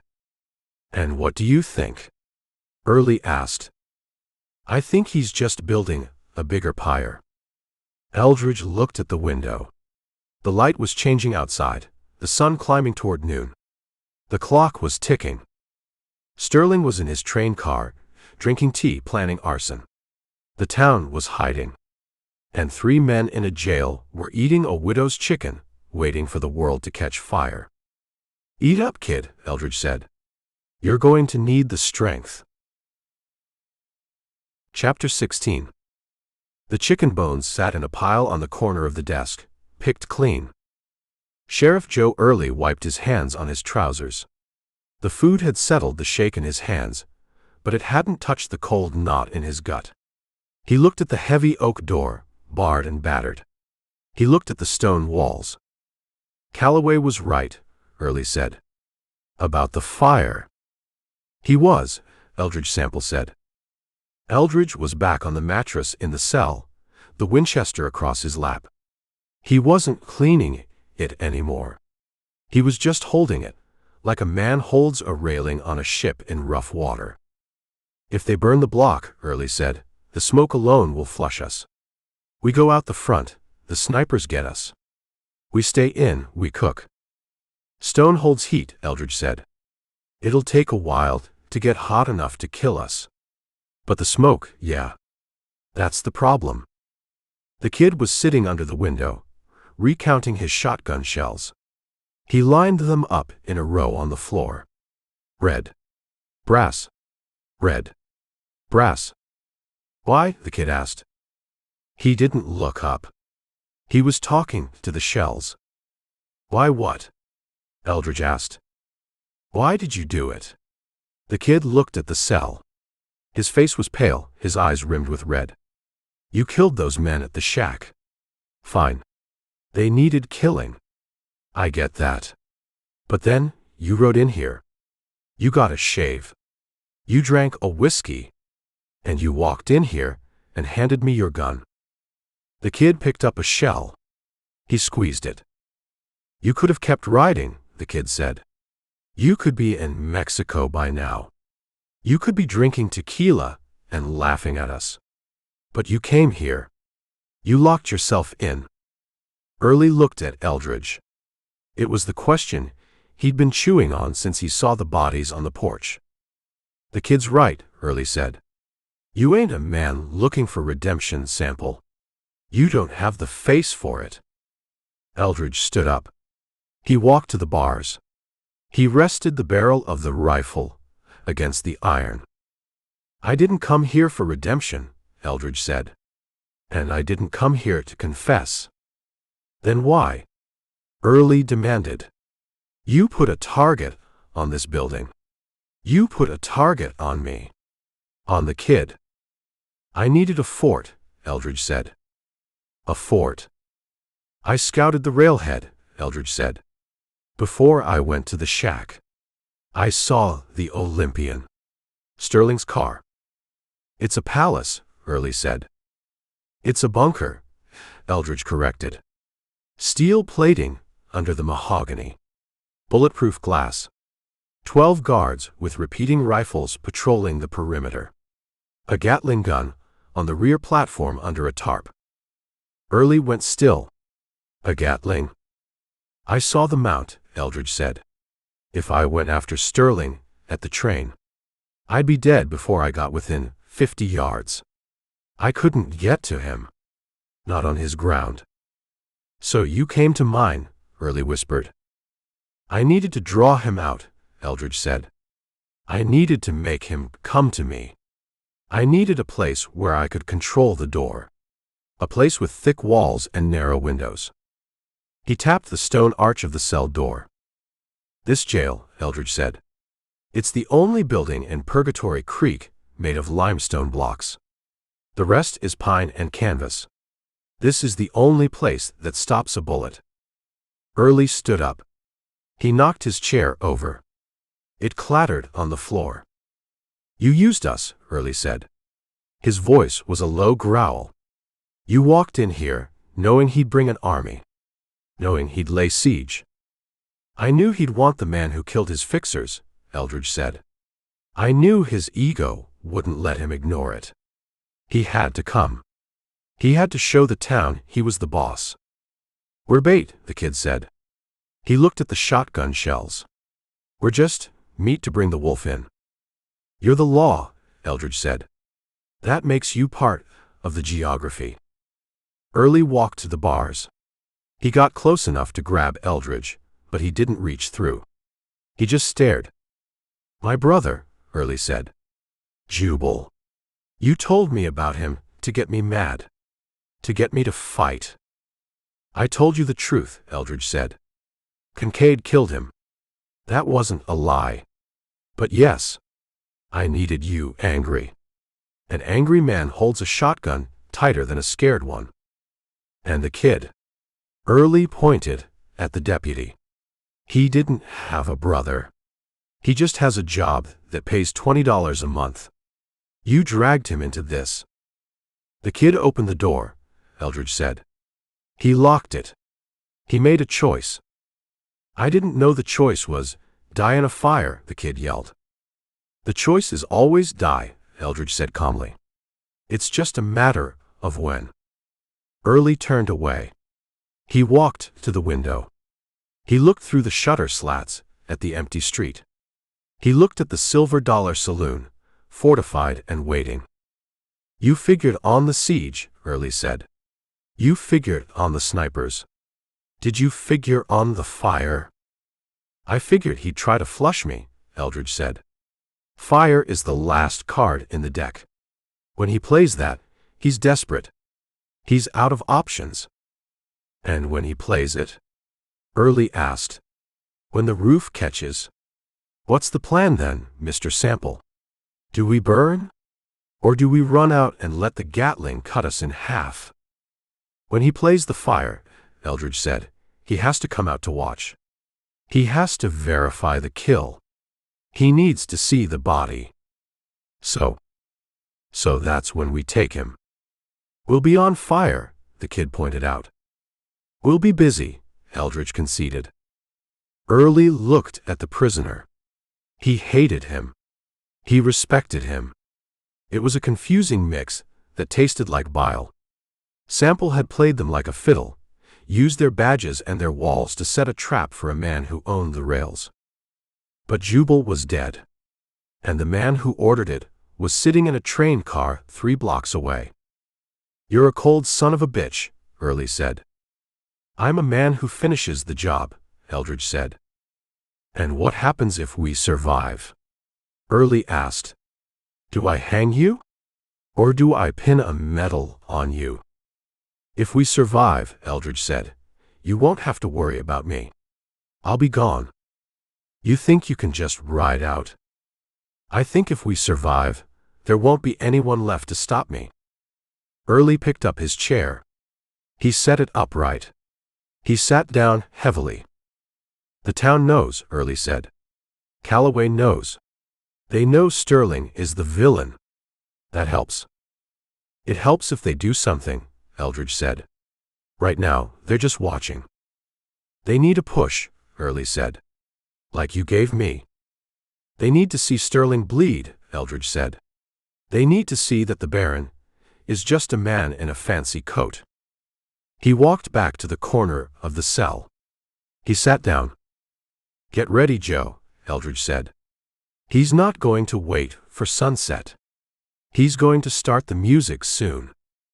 Early checked his shotgun. He looked at the kid. You hear that, deputy? Early asked. We're bait. You okay with that? The kid wiped his nose. He picked up a shell and shoved it into the loading gate of his scattergun. I ain't okay with it, the kid said. But I ain't opening the door. Good boy. Early looked at Eldridge. Next time you want to start a war, Early said, do it in the summer. My arthritis hates the damp. I'll keep that in mind. The 3 men settled in. The truth was out on the table, ugly and bare, but it was better than the lie. They weren't waiting for justice. They were waiting for the Baron to make his move. Chapter 17. You're smaller than me, Sheriff Joe Early said. And you know the Morse code. The sheriff was standing by the back door, examining the charred wood where the fire had eaten halfway through the oak. He tested the iron bar. It held, but it rattled in the brackets. Deputy Kidd sat on the floor, hugging his knees. He looked at the door. He looked at the window. He looked like a rabbit, trying to decide which hole the fox was least likely to be in. I know the code, the kid whispered. My uncle was a key operator in Abilene. Taught me the alphabet when I was 10. Good, Early said. Because the wires are still up. I checked the poles from the window. Sterling cut the road, but he didn't cut the line. He's arrogant. He thinks he owns the messages, too. Eldridge Sample was at the rifle rack, reloading the spare Winchester. He didn't look up. It's a long run, kid, Eldridge said. From here to the depot. 3 blocks of open ground and bad intentions. I can stick to the alleys, the kid said. He stood up. He was shaking, but it was a vibrating kind of shake, like an engine idling too fast. Calloway made it in. I can make it out. Calloway wasn't wearing a badge, Early said. And Calloway knows which loose boards to step on. I know this town, the kid said defensively. I grew up here. I know where the dogs sleep. Early walked to the desk. He picked up a piece of paper. He had written a message on it in pencil. You get to the key, Early said. You tap this out. To the ranger station in Austin. Don't send it to the marshal in Fort Smith. Parker takes too long to saddle his horse. Send it to the rangers. The kid took the paper. He read it in the dim light. Sheriff under siege. Purgatory Creek. Sterling Pacific Railroad involved. Ranger Boone killed in line of duty. Send company. The kid looked up. Boone? Who's Boone? An old friend, Eldridge said from the shadows. And a name that wakes people up in Austin. You put that name on the wire. They won't send a letter. They'll send riders. He dead? The kid asked. He's dead, Eldridge said. Died south of the border. But the rangers don't need to know the geography. They just need to know the debt. Put it in your boot, Early ordered. The kid folded the paper. He shoved it into his boot top. Leave the shotgun, Early said. It's heavy. And it makes noise when you bump into things. Take the Colt. The kid unbuckled his gun belt. He took the holster off and shoved the pistol into his waistband, just like Eldridge had done. He buttoned his coat over it. If they see you, Eldridge said, don't shoot. Run. You can't fight 12 men. I know. And kid. Eldridge walked over. He put a hand on the boy's shoulder. Don't come back. What? You send the wire, you keep running. Hide in the rail yard. Hide in the creek. Do not come back to this jail. We can hold them. You just get the word out. The kid nodded. He looked at Early. Sheriff. Go, Early said. Before I change my mind and tie you to the chair for your own good. Early lifted the bar on the back door. He eased it open. The hinges groaned, a low protest in the silence. The alley was dark. The smell of burnt oil and wet ash from the failed torch attack was still strong. The kid stepped out. He looked back once, his face a pale oval in the gloom. Then he turned and vanished into the shadows. Early closed the door. He dropped the bar. He's got sand, Early said. For a kid. Sand doesn't stop a bullet, Eldridge said. But it helps you die standing up. The kid moved like a stray cat. He kept his shoulder against the rough wood of the livery stable wall, sliding his feet to avoid the gravel. He breathed through his mouth to keep the noise down. The alley was a tunnel of black. To his left, the back of the silver dollar loomed. He could hear voices inside. Laughter. The clink of a bottle. They were celebrating the siege. They thought they had won. He reached the end of the block. He had to cross First Street. It was open ground. 20 feet of mud and moonlight. He crouched behind a rain barrel. He scanned the rooftops. He saw the silhouette of a rifleman on the hotel balcony.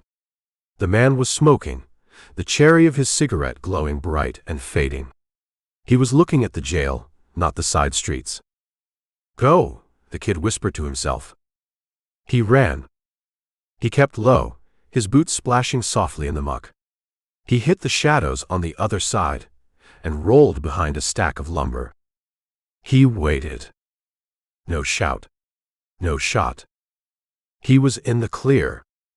He moved deeper into the maze of shanties and warehouses near the tracks. The air here smelled of creosote and coal dust. The depot was ahead, a dark shape against the stars. The Olympian sat on the siding, a massive black beast hissing steam. The windows were curtained, but light leaked out around the edges. Sterling was in there. The Baron. Probably drinking wine and planning the fire. The telegraph office was a small shack attached to the main depot platform. The kid circled around the back of the water tower. He watched the guards. 2 men were walking the perimeter of the private car.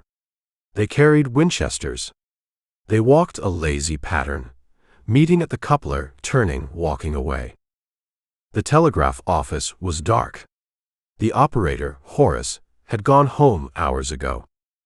The kid waited for the guards to turn. He sprinted. He crossed the tracks, tripping on a tie, catching himself. He reached the door of the office. Locked. He didn't panic. He pulled the penknife Eldridge had given him. He'd kept it in his pocket. He slid the blade into the jamb. The lock was cheap, a simple latch meant to keep honest people out.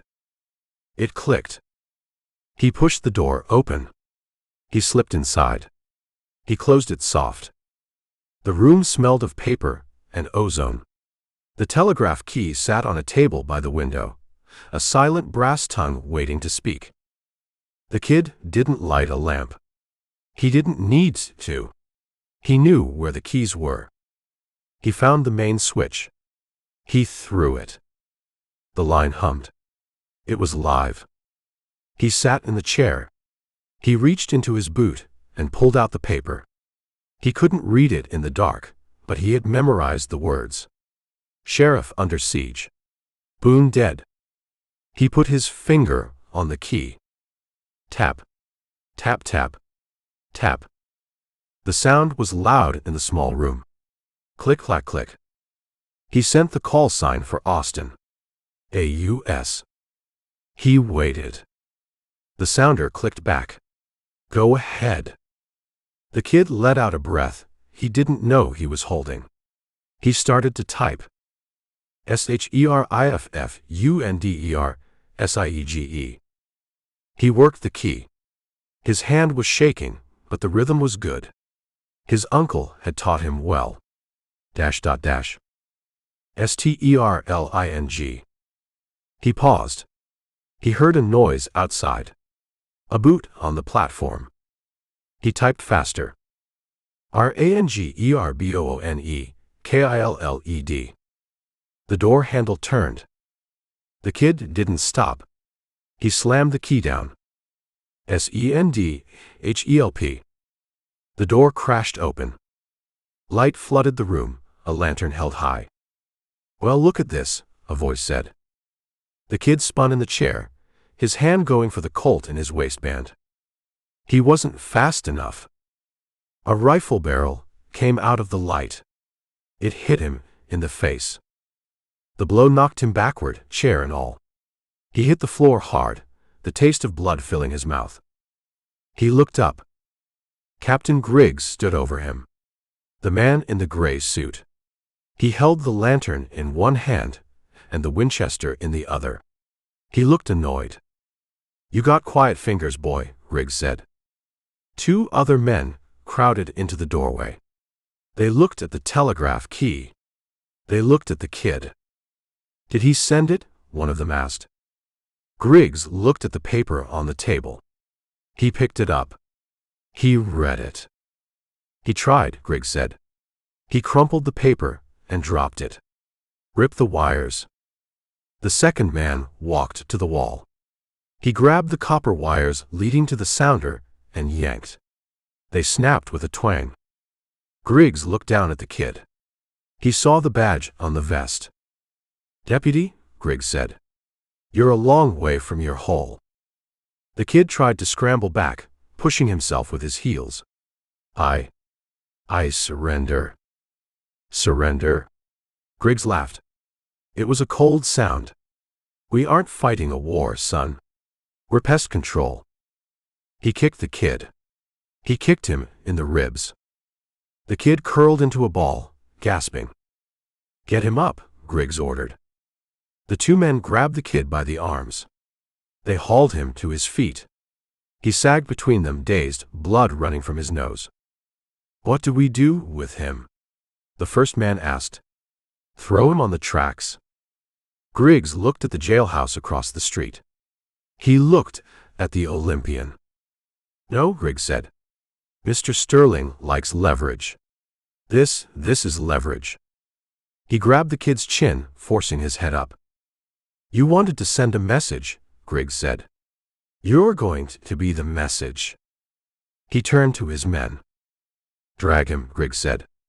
Drag him to the street. Let the sheriff see what happens when you leave the fort. They dragged him out.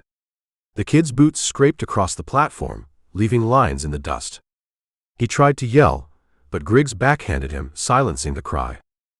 The telegraph office was quiet again. The key sat silent on the table. The wires dangled from the wall. But the signal had gone out. The clicks had traveled down the copper line, across the miles of dark scrub, all the way to a desk in Austin where a man was writing down the name Boone. Help was coming. But for the kid, it was already too late. Chapter 18. The scream wasn't loud. It was a wet, choking sound, like a man trying to yell through a mouthful of gravel. Sheriff Joe Early stopped pacing. He stood in the center of the jailhouse office, his head cocked to the side, listening. The silence that had held the street since the telegraph key stopped clicking was gone, replaced by the scuff of boots on mud and the heavy breathing of men doing work they enjoyed too much. The back door. Eldridge Sample asked from the cell.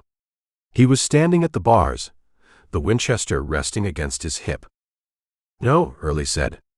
The street. He walked to the window. He didn't look through the shutter slats this time. He unbolted the heavy oak panel and threw it open. The night air rushed in, cool and smelling of coal smoke. Sheriff, a voice bellowed from the dark. It was Captain Griggs. You awake in there?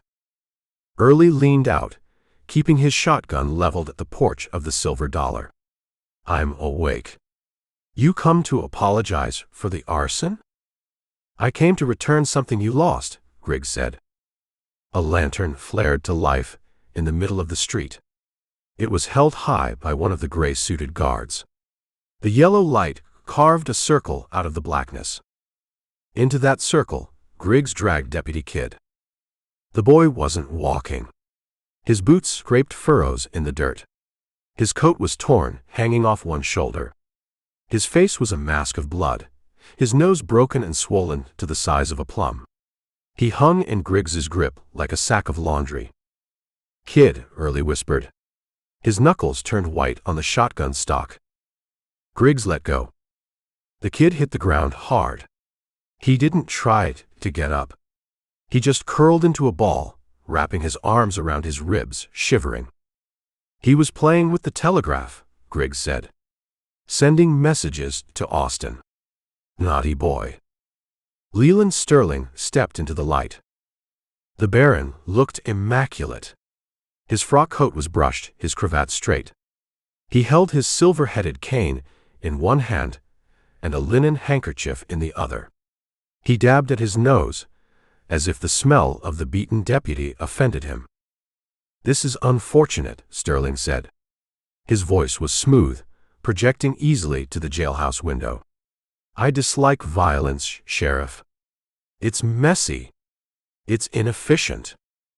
You got a funny way of showing it, Early shouted back.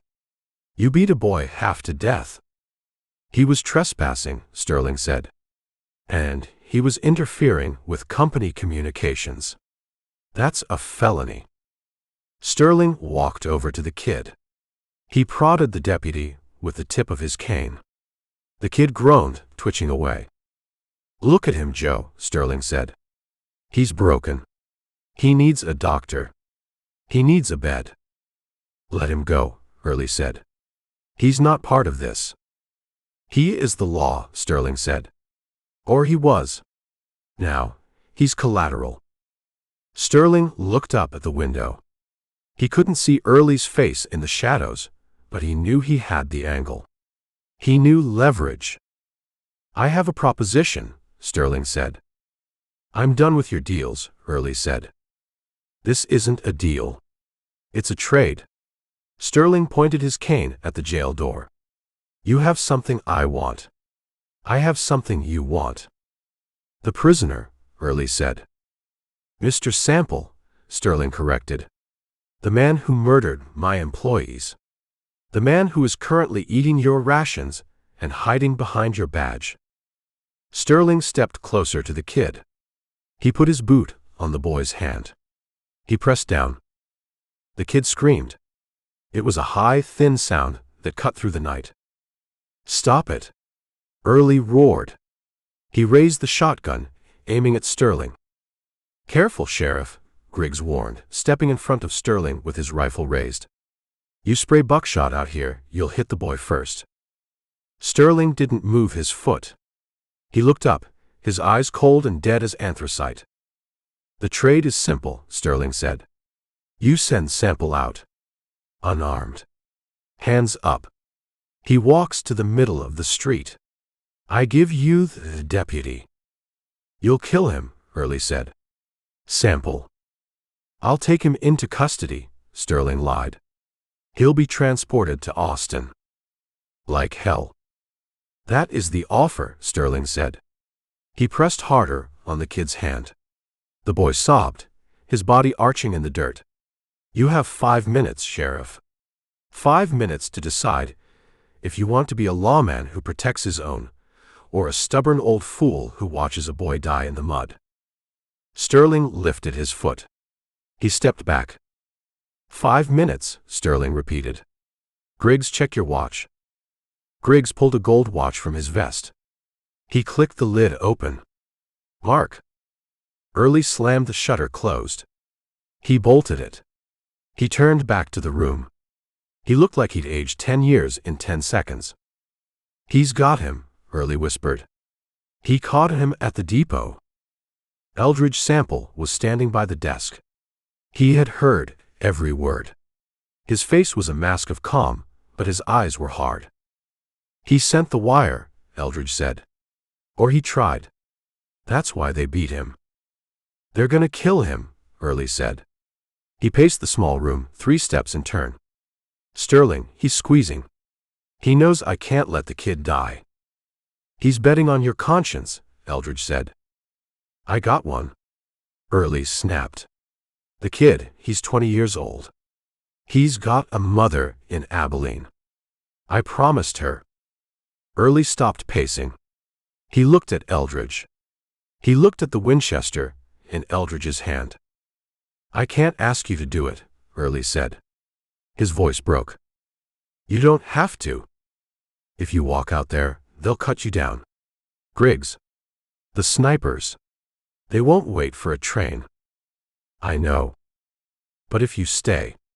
Early looked at the barred door. "If you stay, they kill the kid. Right in front of us. And then they burn us out, anyway." Eldridge walked to the desk. He set the rifle down. "It's a chess move," Eldridge said. "He's trading a pawn for a queen. You ain't a queen, Sample. You're a rook. A castle. I'm the piece he wants off the board." Eldridge unbuttoned his coat. He checked the Colt in his waistband. "If I go out there," Eldridge said, "I need an edge. I can't walk out with a Winchester." He said unarmed. "He'll search you," Early said. "He'll see the belt. He expects a belt. He expects a holster." Eldridge pulled the Colt out. He laid it on the desk. "I can't take this," Eldridge said. "It's too big." He reached into his boot. He pulled out a small, double-barreled Derringer. It was a hideout gun, .41 rimfire. 2 shots. Range of about 6 feet. "Where'd you get that?" Early asked. "Always keep a spare," Eldridge said. "Got it off a gambler in El Paso." He looked at the Derringer. It was small. Easily concealed. He reached into his pocket and pulled out the folded note. The list of names. The confession that wasn't a confession. The note, Eldridge said. What about it? Sterling wants the man, Eldridge said. But he wants the silence more. He wants to know what I know. He wants to know what I wrote down. Eldridge put the derringer on the back of the paper. He folded the paper around it, shaping it. It was bulky, but in the dark, held in a hand. It looked like a thick envelope. Or a notebook. Tape, Eldridge said. You got tape. In the drawer. For binding warrants. Early opened the drawer. He handed a roll of gummed paper tape to Eldridge. Eldridge taped the gun to the back of the note. He wrapped it tight, leaving the trigger guard accessible but hidden by the fold of the paper. He held it up. From the front, it looked like a folded document. From the back, it was a death sentence. It's a trade, Eldridge said. He wants the list. I'll give it to him. It's 2 shots, Early said. Against 12 rifles. I only need 1 for Sterling, Eldridge said. Once he's down, the snake loses its head. Griggs will kill you. That's where you come in, Joe. Early looked at him. He saw the plan. It was suicide. It was a bluff played with a pair of deuces against a royal flush. You want me to open up, Early said. When I make my move, Eldridge said. When Sterling reaches for the paper. That's the moment. His men will be watching me. They'll be watching the trade. They won't be watching the window. I can take 2 with the shotgun, Early said. Maybe 3 if they're bunched. Take Griggs, Eldridge said. He's the professional. The rest are just hired guns. They'll scatter if the money dies. Early looked at the shuttered window. He looked at the heavy door. It's a bad plan, Early said. It's the only plan, Eldridge said. Unless you want to listen to the kids scream for another hour. A shout from the street.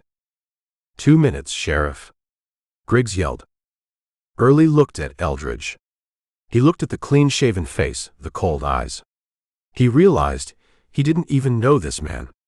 He just knew he killed 3 men on a porch and smoked a cigar afterwards. You're walking into a firing squad, Early said. I've walked into worse, Eldridge said. He buttoned his coat. He held the folded paper in his right hand, keeping it flat against his thigh. Open the door, Joe. Early walked to the door. He lifted the heavy iron bar. It groaned, a sound of finality. He looked at Eldridge one last time. Good luck, Early whispered. Luck is for gamblers, Eldridge said. I'm a cleaner.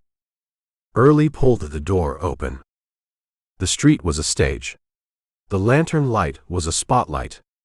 The kid was the prop, curled in the mud. Sterling and Griggs were the audience, waiting for the final act. Eldridge Sample stepped out onto the porch. He stood tall. He held the paper up, showing it to the Baron. I'm here, Eldridge said. Chapter 19. I'm here, Eldridge Sample said. He stepped off the porch. His boot hit the mud with a wet, heavy sound that seemed too loud for the silence of the street. The lantern light from the middle of the road was a yellow pool, cutting a circle out of the dark. Inside that circle, the players were set. Leland Sterling stood with his cane planted, looking like a statue of a man who owned everything he could see. Captain Griggs was a half-step behind him, his Winchester leveled at Eldridge's chest. The kid was a pile of rags and misery on the ground, shivering. And behind them, the wall of gray suits. 9 men. 9 rifles. Eldridge walked. He didn't rush. He didn't drag his feet. He walked with the measured pace of a man carrying a heavy package, though all he held was a folded piece of paper. He held it in his right hand, flat against his thigh. His thumb rested on the edge of the paper tape on the back side, feeling the cold steel of the Derringer trigger guard hidden underneath. Stop there, Griggs barked. Eldridge stopped. He was 20 feet away. Hands, Griggs said. Let me see them high. Eldridge raised his left hand. Open. Empty. He raised his right hand, but only to chest height. He held the paper out, presenting the front of it. The white stationery caught the lantern light. I can't put them both up, Eldridge said. Or I drop the confession. Sterling smiled. It was the smile of a man who had just won a hand of poker he'd rigged from the start. Let him come, Captain, Sterling said. He's unarmed. Look at him. He's not wearing a belt. He's not wearing a coat. He's just a man who wants to live. Griggs didn't lower the rifle. He looked at Eldridge's waist. He looked at his boots. He looked for the bulge of a hideout gun. He didn't see the one taped to the back of the list. Come forward, Mr. Sample, Sterling said. Slowly. Eldridge took another step. Then another. The mud sucked at his heels. The air smelled of the coal smoke drifting from the Olympian down at the depot. He looked at the kid. The deputy's eyes were swollen shut, his face a mask of dried blood and fresh tears. He made a low, mewling sound when he heard Eldridge's boots approach. Quiet, boy, Griggs said, nudging the kid with his boot toe. The grown-ups are talking. Eldridge stopped 10 feet away. The deal, Eldridge said. The trade, Sterling corrected. You for the boy. I walk to you, Eldridge said. You send the boy to the jail. When he's on the porch, I give you the paper. And I give you me. Sterling laughed. A dry, sharp sound. You're in no position to dictate terms, Mr. Sample. You are surrounded. You are outgunned. And you are, frankly, becoming tiresome. I'm the man with the paper, Eldridge said. He waved the note slightly. The list. The names. The dates. Everything Thorne wrote down before he died. Sterling's eyes narrowed. He looked at the paper. He wanted it. He needed it. If that paper got to a federal judge, or a newspaper in Dallas, the Sterling Pacific Railroad would have a lot of expensive explaining to do. Very well, Sterling said. Griggs, pick the boy up. Griggs lowered his rifle. He reached down and grabbed the kid by the back of his vest. He hauled him upright. The kid's legs dangled uselessly for a second before he found his footing. He swayed, dizzy. Walk, Griggs said. He shoved the kid toward the jail. The kid stumbled. He took a step, then another. He looked at Eldridge as he passed. He tried to speak, but his mouth was too swollen. Keep going, kid, Eldridge said softly.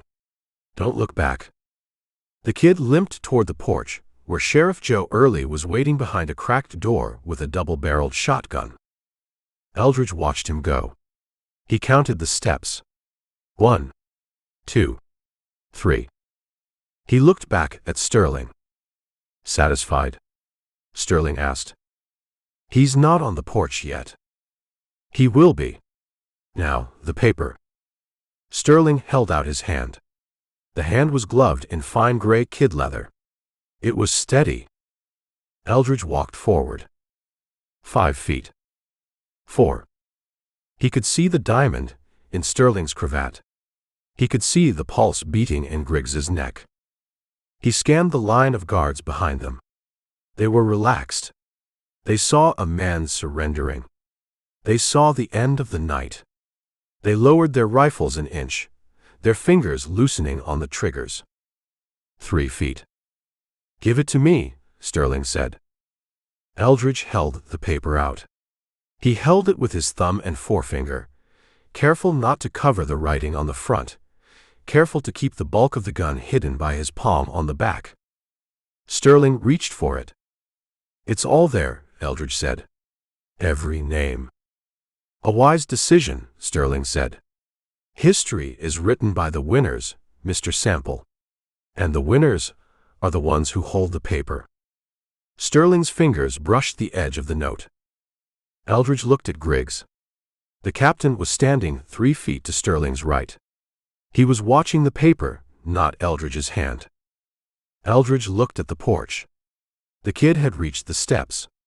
The door was opening. The trade was done. Eldridge tightened his grip. His middle finger found the trigger of the derringer through the paper tape. "Here's your history," Eldridge said.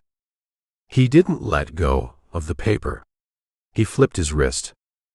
He turned the note over, revealing the ugly, taped lump of the gun. Sterling's eyes went wide. He saw the bores. He saw the trick. "No," Sterling gasped. Eldridge fired. Chapter 20. The derringer bucked against Eldridge Sample's palm, a small, violent kick hidden by the folded paper. The sound was a sharp pop, lost in the sudden roar of Captain Griggs's Winchester. Leland Sterling staggered back. He looked down at his chest. A small dark hole had appeared in the center of his pristine white shirt, just below the diamond cravat pin. He touched it, his gloved fingers coming away red. "You," Sterling gasped. He dropped his cane. He dropped the pretense. He looked like a man who had just been told his train was derailed. Griggs fired. The bullet from the Winchester didn't hit Eldridge.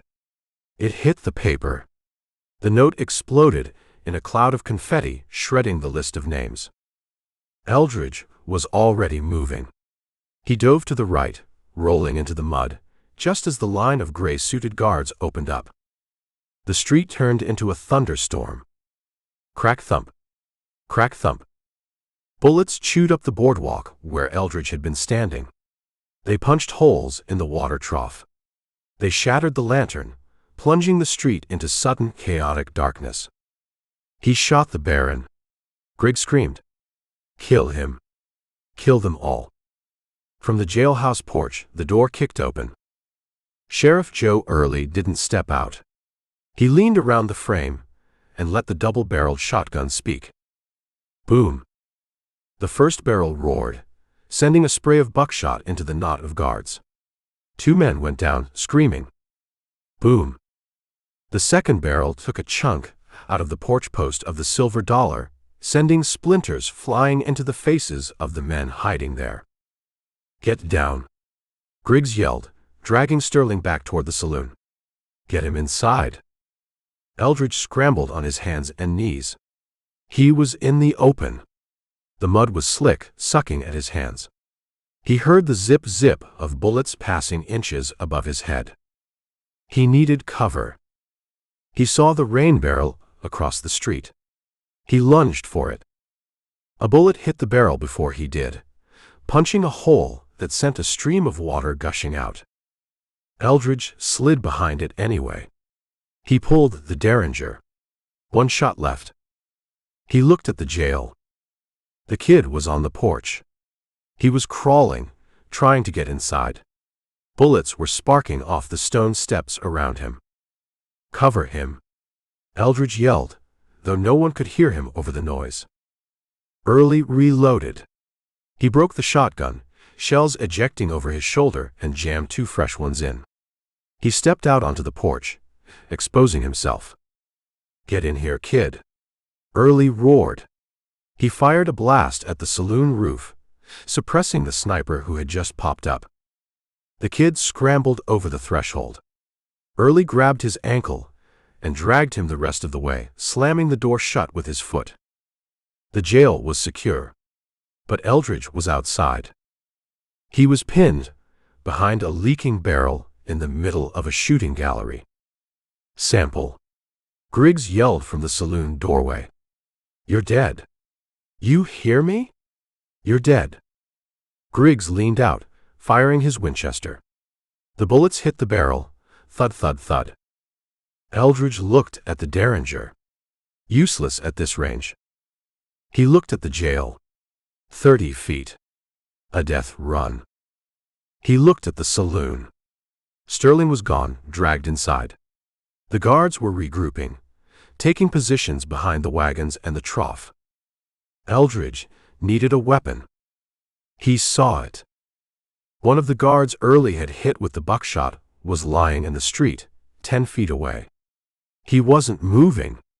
His rifle, a repeater, lay in the mud next to his hand. Eldridge took a breath.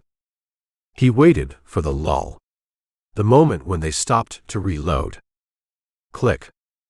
He heard Griggs work the lever. Eldridge moved. He didn't run. He threw himself flat, sliding across the mud like a salamander. He reached the dead guard. He grabbed the rifle. He rolled onto his back, bringing the gun up. A guard on the roof of the general store saw him. He leaned over the parapet, aiming down. Eldridge fired. The repeater barked. The guard on the roof jerked, dropped his rifle, and tumbled forward. He hit the awning with a crash and rolled into the street. "I got a gun," Eldridge yelled. He scrambled backward, crab-walking, until he hit the wall of the livery stable. He was in the shadows now. "Flank him," Griggs shouted. "He's by the stable." 2 men. "Go." 2 gray suits broke cover from the saloon porch. They ran low, heading for the alley that would bring them up on Eldridge's side. Eldridge saw them. He couldn't shoot, the angle was wrong. He looked at the stable door. It was closed. He kicked it. The small pilot door swung open. Eldridge dove inside. The stable smelled of hay and nervous horses. It was dark. "Who's there?" A voice quavered from the loft. "Get down," Eldridge yelled. "And stay down." He ran to the back of the stable. He found a ladder leading to the loft. He climbed. He reached the hayloft door.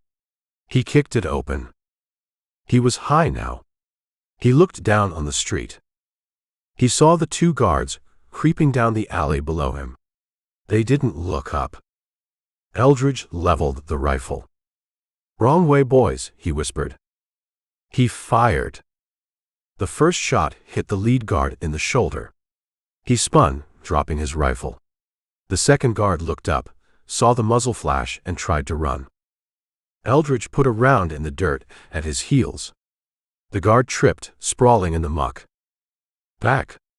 Griggs screamed from the saloon. "Fall back!" The guards retreated. They dragged their wounded back to the silver dollar. The street went quiet. But it was a jagged quiet, broken by the groans of the men on the ground and the sound of breaking glass from inside the saloon. Eldridge stayed in the loft. He had the high ground. He had a rifle. But he knew it wasn't over. He looked toward the depot. The Olympian was hissing steam. The engine was building pressure. Black smoke was pouring from the stack. "He's leaving," Eldridge said. But Sterling wasn't just leaving. He was repositioning. The train lurched. The wheels screeched on the rails. It wasn't moving out of town. It was backing up. It was backing down the spur line that ran right behind the main street, right behind the jail. And on the rear platform, the tarp had been pulled off the Gatling gun. "He's bringing the heavy iron," Eldridge said. He looked at the jail. The stone walls could stop a bullet. They couldn't stop a Gatling. Eldridge scrambled down the ladder. He ran to the stall where his bay horse was tied. "Let's go," he told the horse. He threw the saddle on. He didn't bother with the cinch knot. He just pulled it tight. He shoved the bit into the horse's mouth. He swung up. He rode out the back door of the stable into the alley. He heard the chug-chug-chug of the locomotive. It was getting louder. The ground was vibrating. He spurred the bay. He wasn't running away. He was running to catch a train. Chapter 21. The bay horse hit the mud of the alley with its hooves scrambling, fighting for traction in the sludge. Eldridge Sample leaned low over the neck, his face pressed into the coarse mane, smelling the animal's panic. He burst out of the stable's shadow, and into the pale wash of the lantern light spilling from the back of the silver dollar. "There!" a voice screamed from the saloon's rear door. "On the horse." It was one of the gray suits, his arm in a sling, firing a pistol left-handed. The bullet snapped past Eldridge's ear like a cracking whip. Eldridge didn't return fire. He didn't have the angle, and he didn't have the hands. He jerked the reins hard to the left, driving the bay through a rot-softened fence that exploded in a shower of gray pickets. He was in the open now, cutting across the backyard of the boarding house, heading for the spur line. The street, 20 yards to his right, erupted.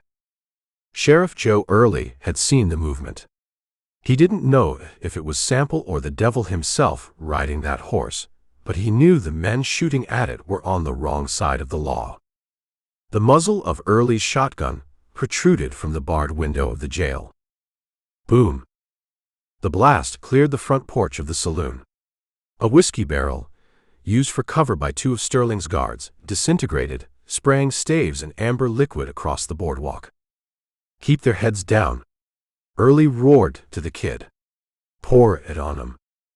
The kid, emboldened by the noise or maybe just deafened by it, stepped up to the other window with a Henry rifle. He started pumping rounds into the silver dollar's facade. Glass shattered. Wood splintered. The sign above the door, "Silver Dollar," took a hit on the S and swung wildly on one chain. It wasn't a skirmish anymore. It was a war zone. Captain Griggs, inside the saloon, was screaming orders that nobody could hear. He shoved a table over, kicking the legs out to make a barricade. "Front!" Griggs yelled. "Suppress the jail. They're flanking us." The saloon windows lit up with muzzle flashes. A dozen rifles poured lead into the stone front of the jailhouse. Bullets chipped the limestone, sending dust clouds puffing into the night air. The heavy oak door shuddered under the impact of the volley. Eldridge Sample was caught in the wash of it. He was riding parallel to the street, behind the row of buildings. Bullets meant for the jail missed, punched through the thin walls of the barber shop and the bakery, and zipped across his path. Thwip, thwip, thwip. They hit the mud around the bay's hooves. They hit the rain barrels. They hit the outhouses. The bay screamed, shying violently. It wasn't hit, but it was done with the noise. It reared, twisting its body. Eldridge lost his stirrup. He knew the feeling of a horse going over. "Bail," he whispered. He kicked free. He threw himself from the saddle, just as the horse went sideways, crashing through a clothesline draped with wet sheets. Eldridge hit the ground, rolling. He tumbled through the mud, wrapping himself in a bedsheet that tore from the line. He came up against the stone foundation of the bank building. He scrambled to his knees, shucking the sheet off. He still had the rifle. He was pinned. To his right, the back of the saloon was alive with gunfire. To his left, the spur-line embankment rose up, blocking his view of the train. In front of him, the alley was a shooting gallery. "Sample." Early's voice boomed from the jail, cutting through the din. "Move. I'm reloading." Eldridge looked at the jailhouse. He could see the sheriff's silhouette in the window, breaking the shotgun open, shells flying. He looked at the spur line. The ground was vibrating. Chug, chug, chug. The train was close. He could smell the coal smoke, heavy and sulphurous, drifting down into the alley. He needed to move. He saw a stack of railroad ties near the tracks. Solid cover. He waited for the kid to fire. Bang, bang, bang, bang. The kid emptied the Henry. "Now," Eldridge yelled to himself. He broke cover. He sprinted for the ties. A guard on the saloon roof saw him. The man spun, leveling his rifle at the figure running through the mud. Eldridge saw the movement. He didn't stop. He fired from the hip, working the lever as he ran. His shot went wide, hitting the roof tiles, but it made the guard flinch. The return shot hit the dirt 3 feet behind Eldridge. Eldridge dove. He slid behind the railroad ties, scraping his ribs against the creosote-soaked wood. He was safe for a second. He looked back at the street. It was a ruin. The lantern light reflected off puddles of water leaking from the shot-up trough. The boardwalk was chewed into splinters. The air was a gray haze of black powder smoke that hung low, trapping the screams and the gunshots. The bay horse had scrambled up and run off into the dark, stirrups flapping. Eldridge cursed. He was on foot. "Where's the damn train?" he muttered. Then he saw it. The rear of the Olympian loomed out of the darkness behind the jail. It was moving slow, backing down the track. The varnished mahogany reflected the flashes of gunfire. And on the rear platform, the canvas tarp had been pulled away. The Gatling gun sat there on its brass tripod. It looked like a multi-barreled insect waiting to sting. A man was standing behind it, cranking the handle to check the feed. Sterling was there too.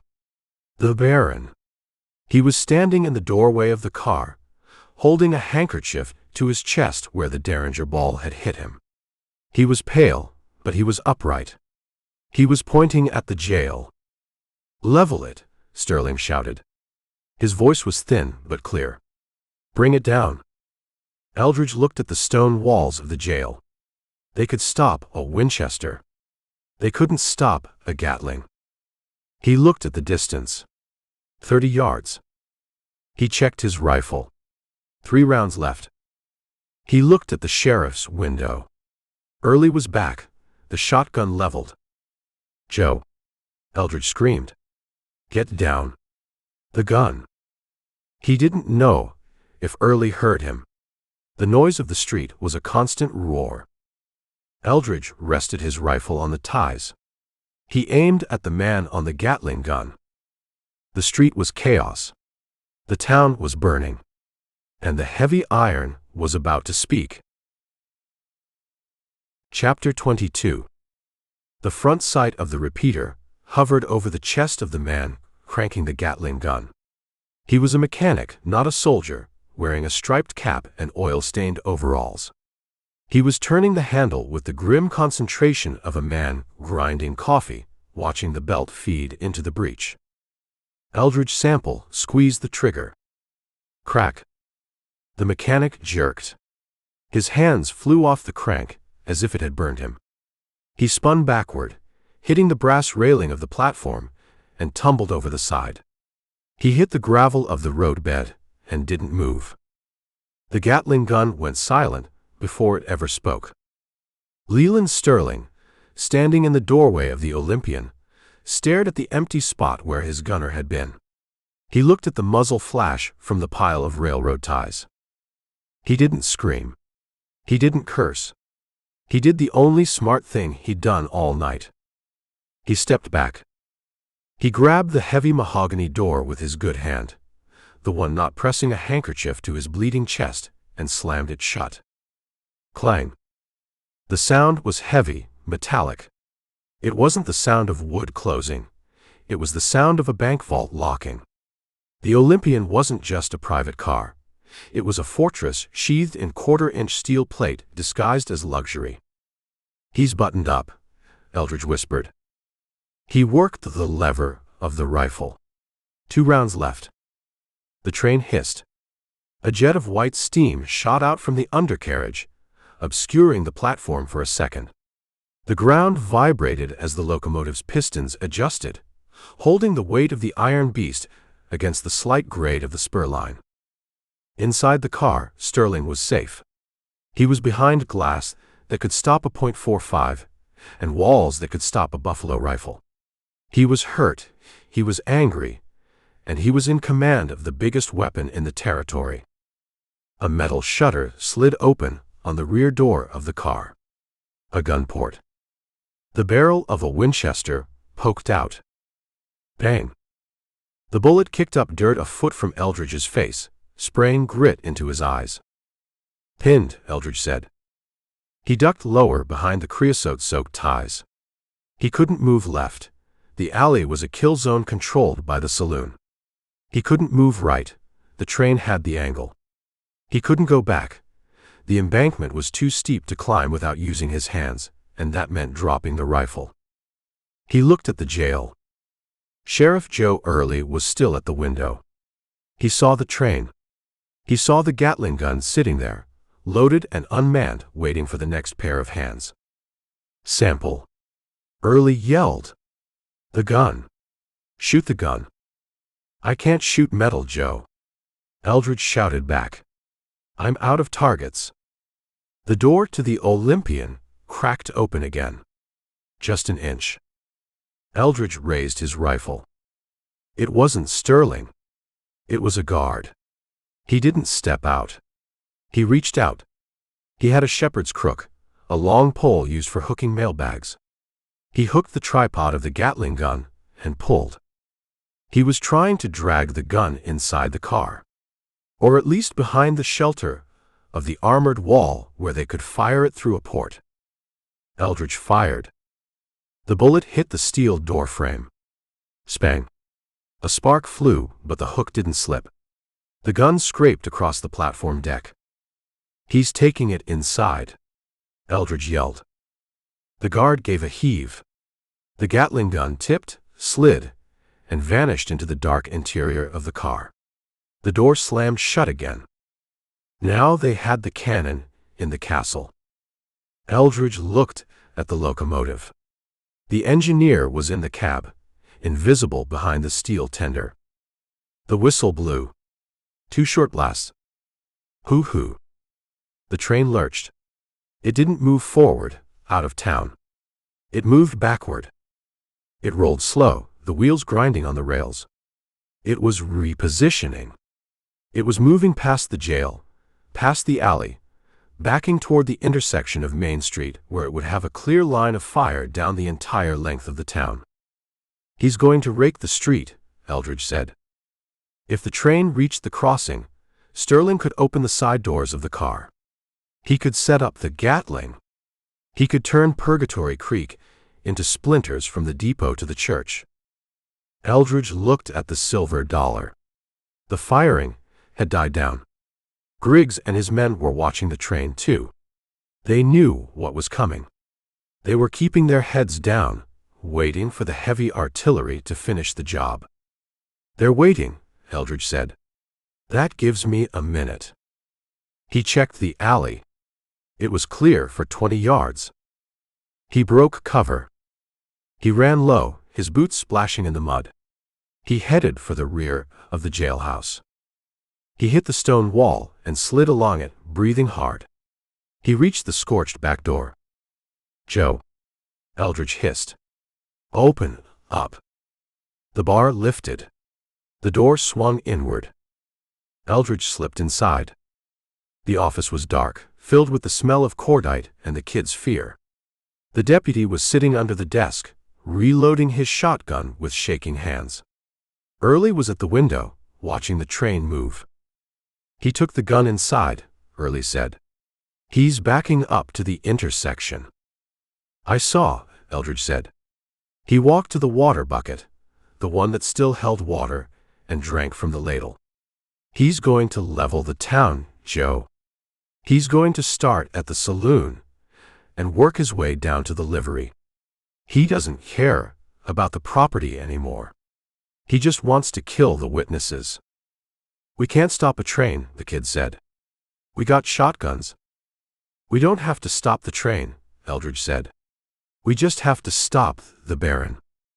He's inside a tank, Early said. Steel walls. I hit it with a slug earlier. Just scratch the paint. Eldridge walked to the rifle rack. He took down a box of .44 40 shells. He started reloading his repeater. The train has a weakness, Eldridge said. What? The windows. The windows are thick glass. Maybe bulletproof against a pistol, but a rifle at close range, maybe. Eldridge shook his head. No. The weakness is the track. It goes 2 ways. Forward and back. So he's backing up. That means the engine is pushing the car. The engineer is blind to what's happening on the rear platform. The platform is empty, Early said. They pulled the gun in. For now, Eldridge said. But when they hit the intersection, they'll open the back door again. Or the side doors. They have to traverse the gun to hit the street. He snapped the loading gate shut. I need a horse, Eldridge said. Your horse ran off, the kid said. I saw him go. Stirrups flapping. There are horses in the livery, Eldridge said. Sterling's men didn't take them all. The livery is next to the saloon, Early said. Griggs is watching it.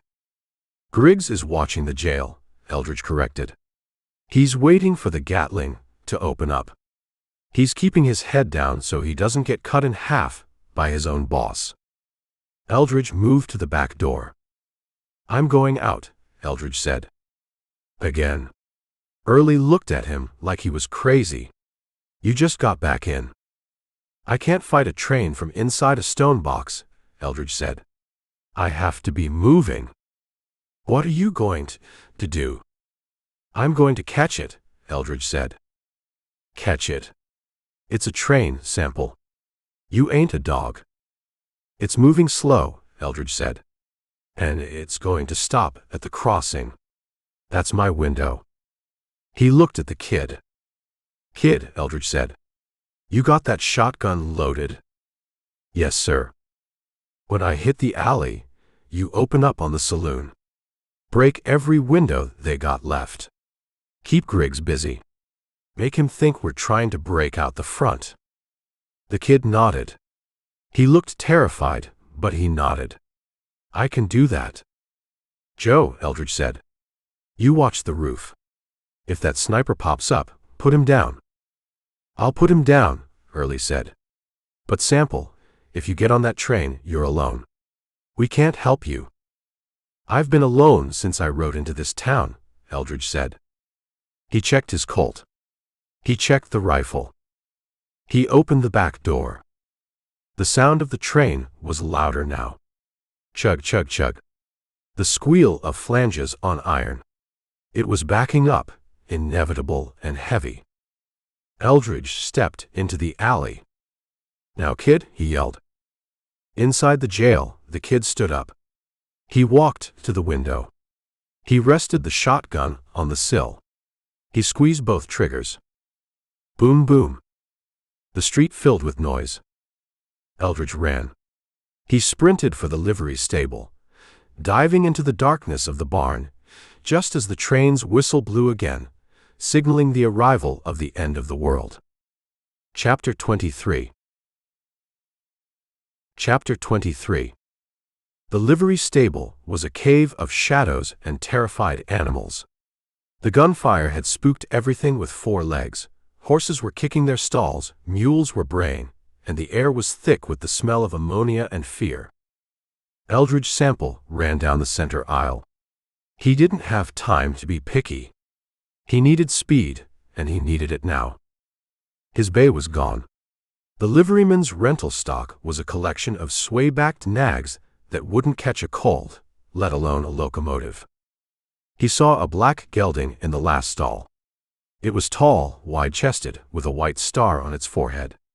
It was shod with heavy iron and wore a halter made of expensive braided leather. Sterling's horse, Eldridge said. It was one of the mounts the guards had ridden in on, stabled here while they turned the town into a shooting gallery. Eldridge didn't bother with a saddle. A saddle took time. He grabbed a handful of mane and the halter rope. He vaulted onto the horse's back. The gelding danced, surprised by the weight, but it was a trained animal. It didn't buck. Let's go, Eldridge growled. He kicked the horse's ribs. They shot out the back door of the livery, skidding in the alley mud, and burst into the chaos of the night. The train was moving. It wasn't backing up anymore.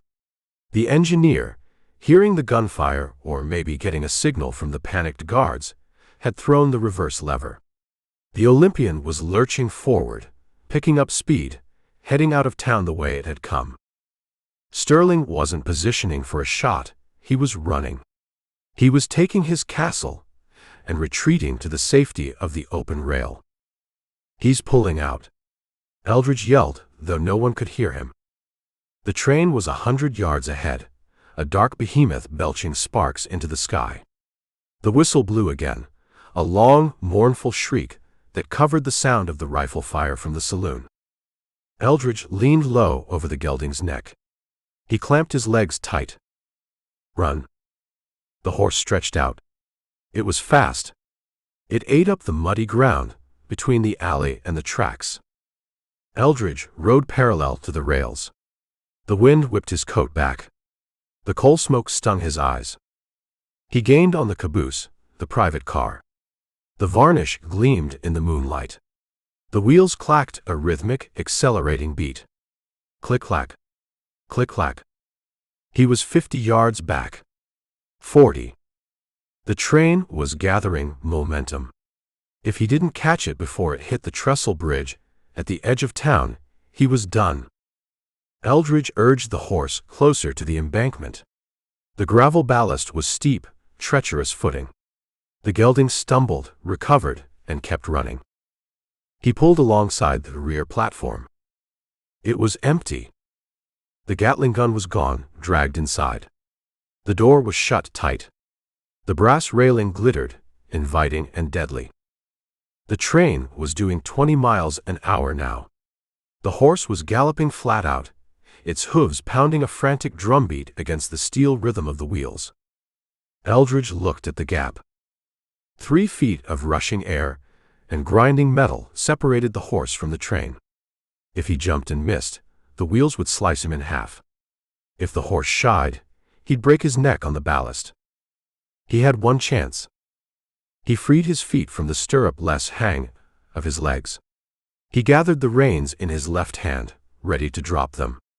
He gripped the horse's mane with his right. He waited for the rhythm. The train hit a rough patch of track. The car swayed to the left, closing the gap by 6 inches. "Now," Eldridge whispered. He let go of the mane. He pushed off the horse's back with his legs. He launched himself into the void. For a second, he was flying. The ground blurred beneath him, a gray streak of death. His chest hit the brass railing. The impact knocked the wind out of him. The metal bit into his ribs. His legs swung wild, dangling over the tracks, his boots scraping the steel couplers. He scrambled. He clawed at the railing, his fingers slipping on the polished brass. The train surged, trying to shake him off. He grunted, heaving himself up. He got a knee on the platform deck. Then a boot. He rolled over the rail and collapsed onto the floor of the observation deck. He lay there, gasping for air, staring up at the overhang of the roof. The vibration of the train rumbled through his spine. He looked back. The black gelding was still running, confused, keeping pace for a few strides before slowing down. It whinnied, a lost sound, and fell behind, fading into the darkness of Purgatory Creek. Eldridge stood up. He staggered, catching his balance against the sway of the car. He checked his Colt. It was still in his waistband. He checked the Winchester slung across his back. It was there. He looked at the heavy mahogany door. It was closed. Locked, probably.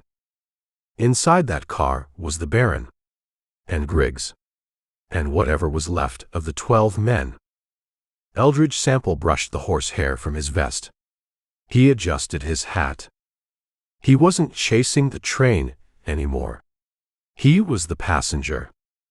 He walked to the door. He didn't knock. He raised his boot and kicked the latch with everything he had left. Chapter 24. The mahogany door didn't break. It exploded inward, the latch shearing off under the impact of Eldridge Sample's boot. Eldridge stepped into the Olympian. The contrast hit him harder than the recoil of a .45. Outside, it was mud, blood, and coal smoke. Inside, It was a velvet-lined jewelry box moving at 30 miles an hour. Gas lamps hissed softly behind crystal globes, casting a warm golden light on plush red carpets and polished walnut paneling. It smelled of expensive cigars and fear.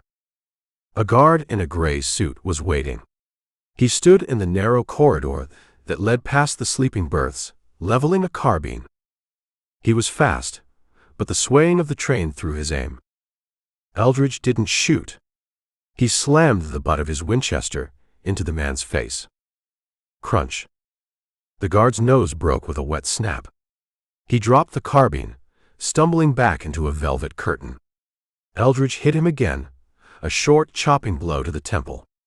The man slid down the wall, leaving a streak of blood on the silk wallpaper. "One," Eldridge whispered. He moved down the corridor. The train lurched as it hit a curve, the wheels screaming against the rails.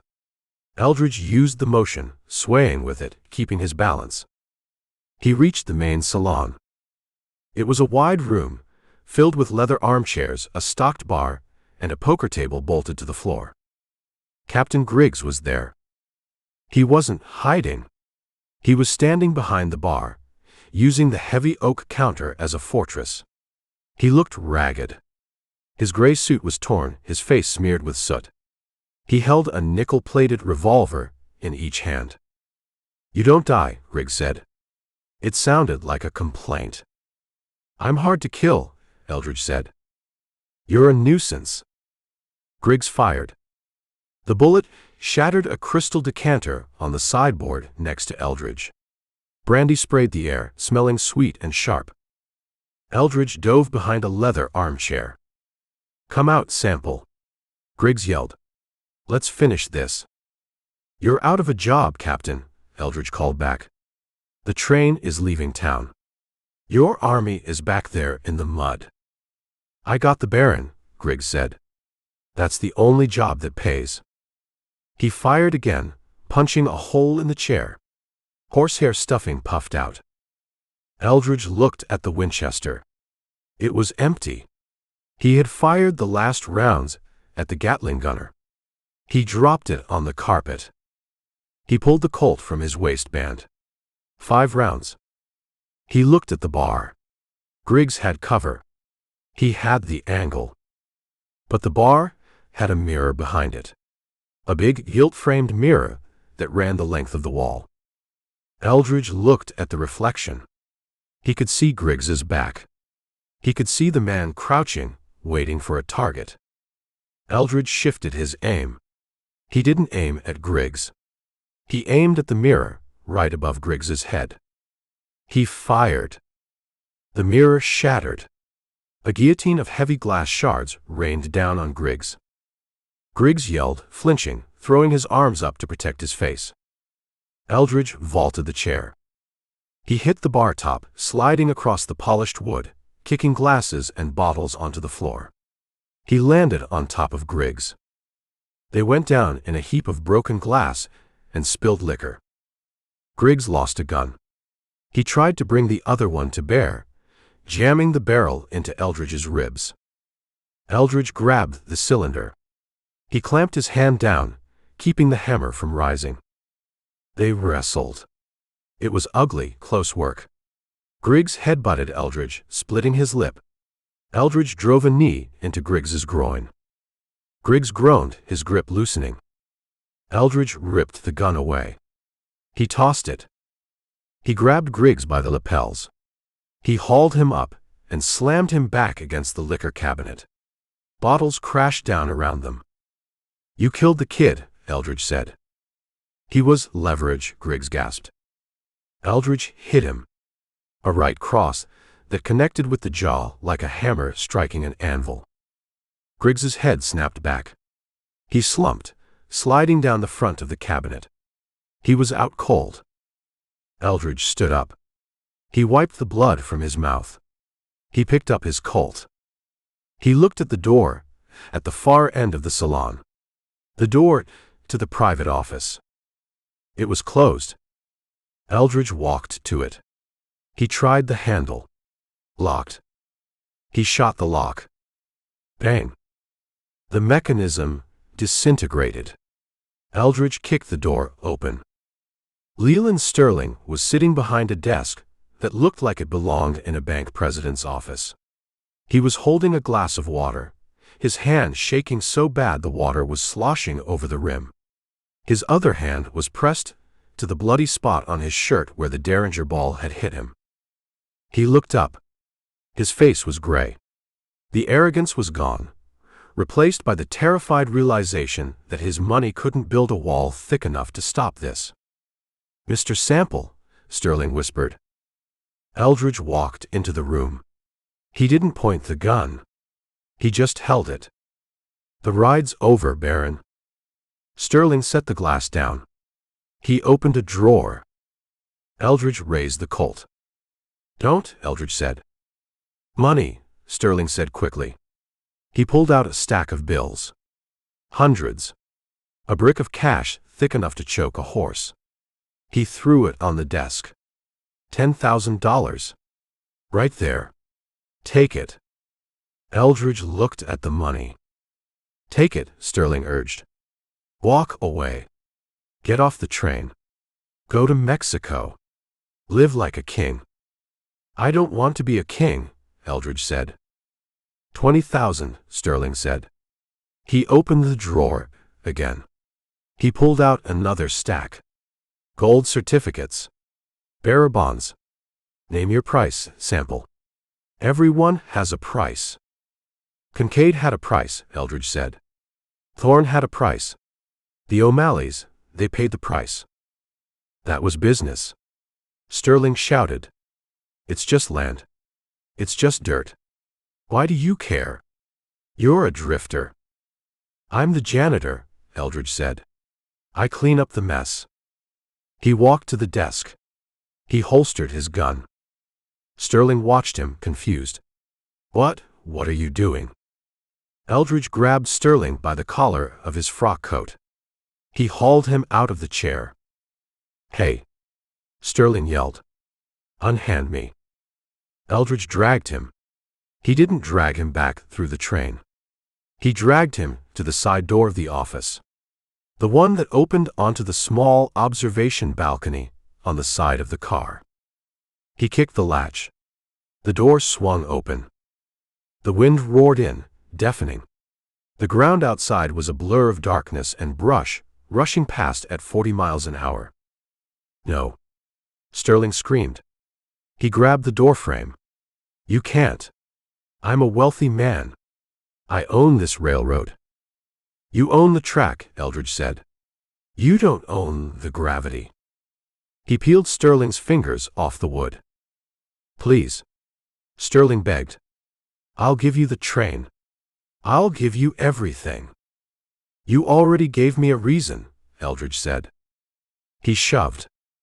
Sterling flew backward, his arms windmilling in the empty air. His scream was ripped away by the wind. He hit the darkness. Eldridge leaned out. The train was passing a dry wash filled with prickly pear and chala cactus. A sea of thorns. Sterling hit the patch. He bounced, ragdolled, and disappeared into the spiny embrace of the desert. Eldridge watched for a second. He didn't see him move. He stepped back inside. He closed the door. The roar of the wind cut off, leaving the room quiet, except for the rhythmic clacking of the wheels. He looked at the money on the desk. $20,000. He picked up the stacks. He weighed them in his hand. He shoved them into his coat pockets. Severance pay, Eldridge said. He walked back into the salon. He stepped over Griggs, who was groaning, trying to wake up. Eldridge poured a drink from a surviving bottle of brandy. He drank it. He walked to the front of the car, to the door that led to the tender and the engine. He opened it. He climbed over the coal pile. The engineer and the fireman looked back, terrified. Slow it down, Eldridge yelled over the noise of the pistons. We're going back to Purgatory. Chapter 25. The Olympian didn't whistle this time. It limped back into Purgatory Creek, the locomotive huffing steam like a tired horse, the wheels grinding on the rails with a slow, metal-on-metal screech. Eldridge Sample stood on the rear platform. He leaned against the brass railing that had bruised his ribs an hour ago. He watched the town slide into view. The fire in the street had died down, leaving smoldering heaps where the barricades had been. The silver dollar was dark, its windows jagged holes, its sign hanging by one chain. The train hissed to a halt at the depot. Eldridge stepped off. His boots hit the wood platform with a hollow thud. He walked down the steps.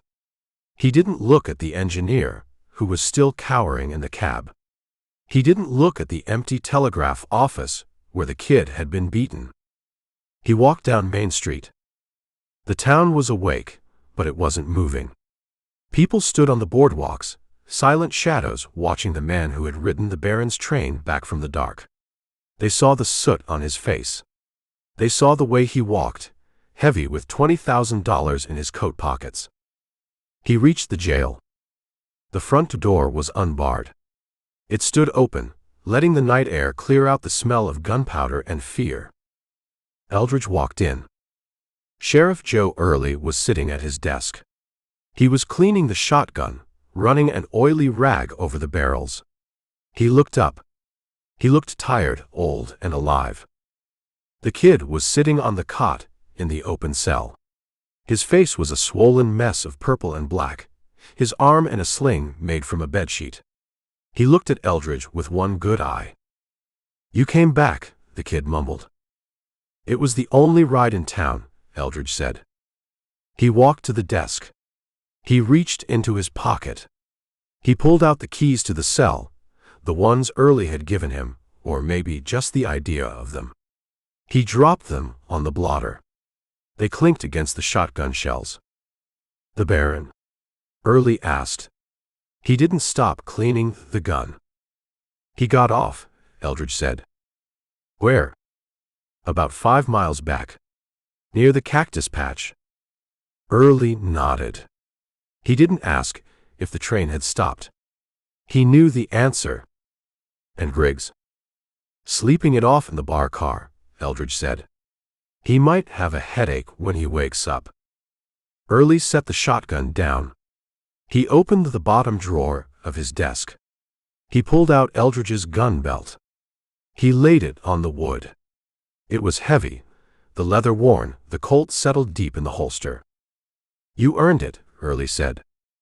Eldridge picked up the belt. He buckled it on. It felt right. It felt like putting on a part of himself he'd left behind. He tied the thong around his thigh. "The town is quiet," Eldridge said. "They're waiting," Early said, "to see who won." "You won, Sheriff. You held the jail." "We survived," Early corrected. "That ain't winning. That's just postponing." Early looked at the coat Eldridge was wearing. He saw the bulge of the cash in the pockets. He didn't say a word about it. He figured the railroad owed somebody a refund. "You staying?" Early asked. "We could use a deputy."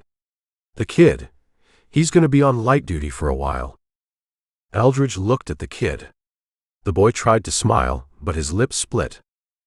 "No," Eldridge said. "I'm moving on." "Why?" "You got a reputation here now. Free drinks at the Silver Dollar." "I need a haircut," Eldridge said. Early frowned. "Calloway gave you a haircut yesterday. Best barber in the county." "I need a new one," Eldridge said. He touched his jaw. The last one shook too much when the shooting started. Early laughed. It was a rusty sound, but it was real. "Fair enough," Early said. Eldridge turned to the door. "Sample," the kid called out. Eldridge stopped. "Thanks," the kid said, "for coming back." "I didn't come back for you, kid," Eldridge said. "I came back for my horse." He walked out. He went to the livery stable. The black gelding he'd ridden to catch the train hadn't come back, but his bay, the one he'd ridden into town, was there. It had returned to its stall when the shooting stopped, waiting for Oates. Eldridge saddled the bay. He checked the cinch. He slid his Winchester into the scabbard. He led the horse out into the street. The sun was starting to crack the horizon, a thin line of gray light. The Olympian sat at the depot, a black iron tombstone for a man who thought he could buy gravity. Eldridge mounted up. He didn't look at the jail.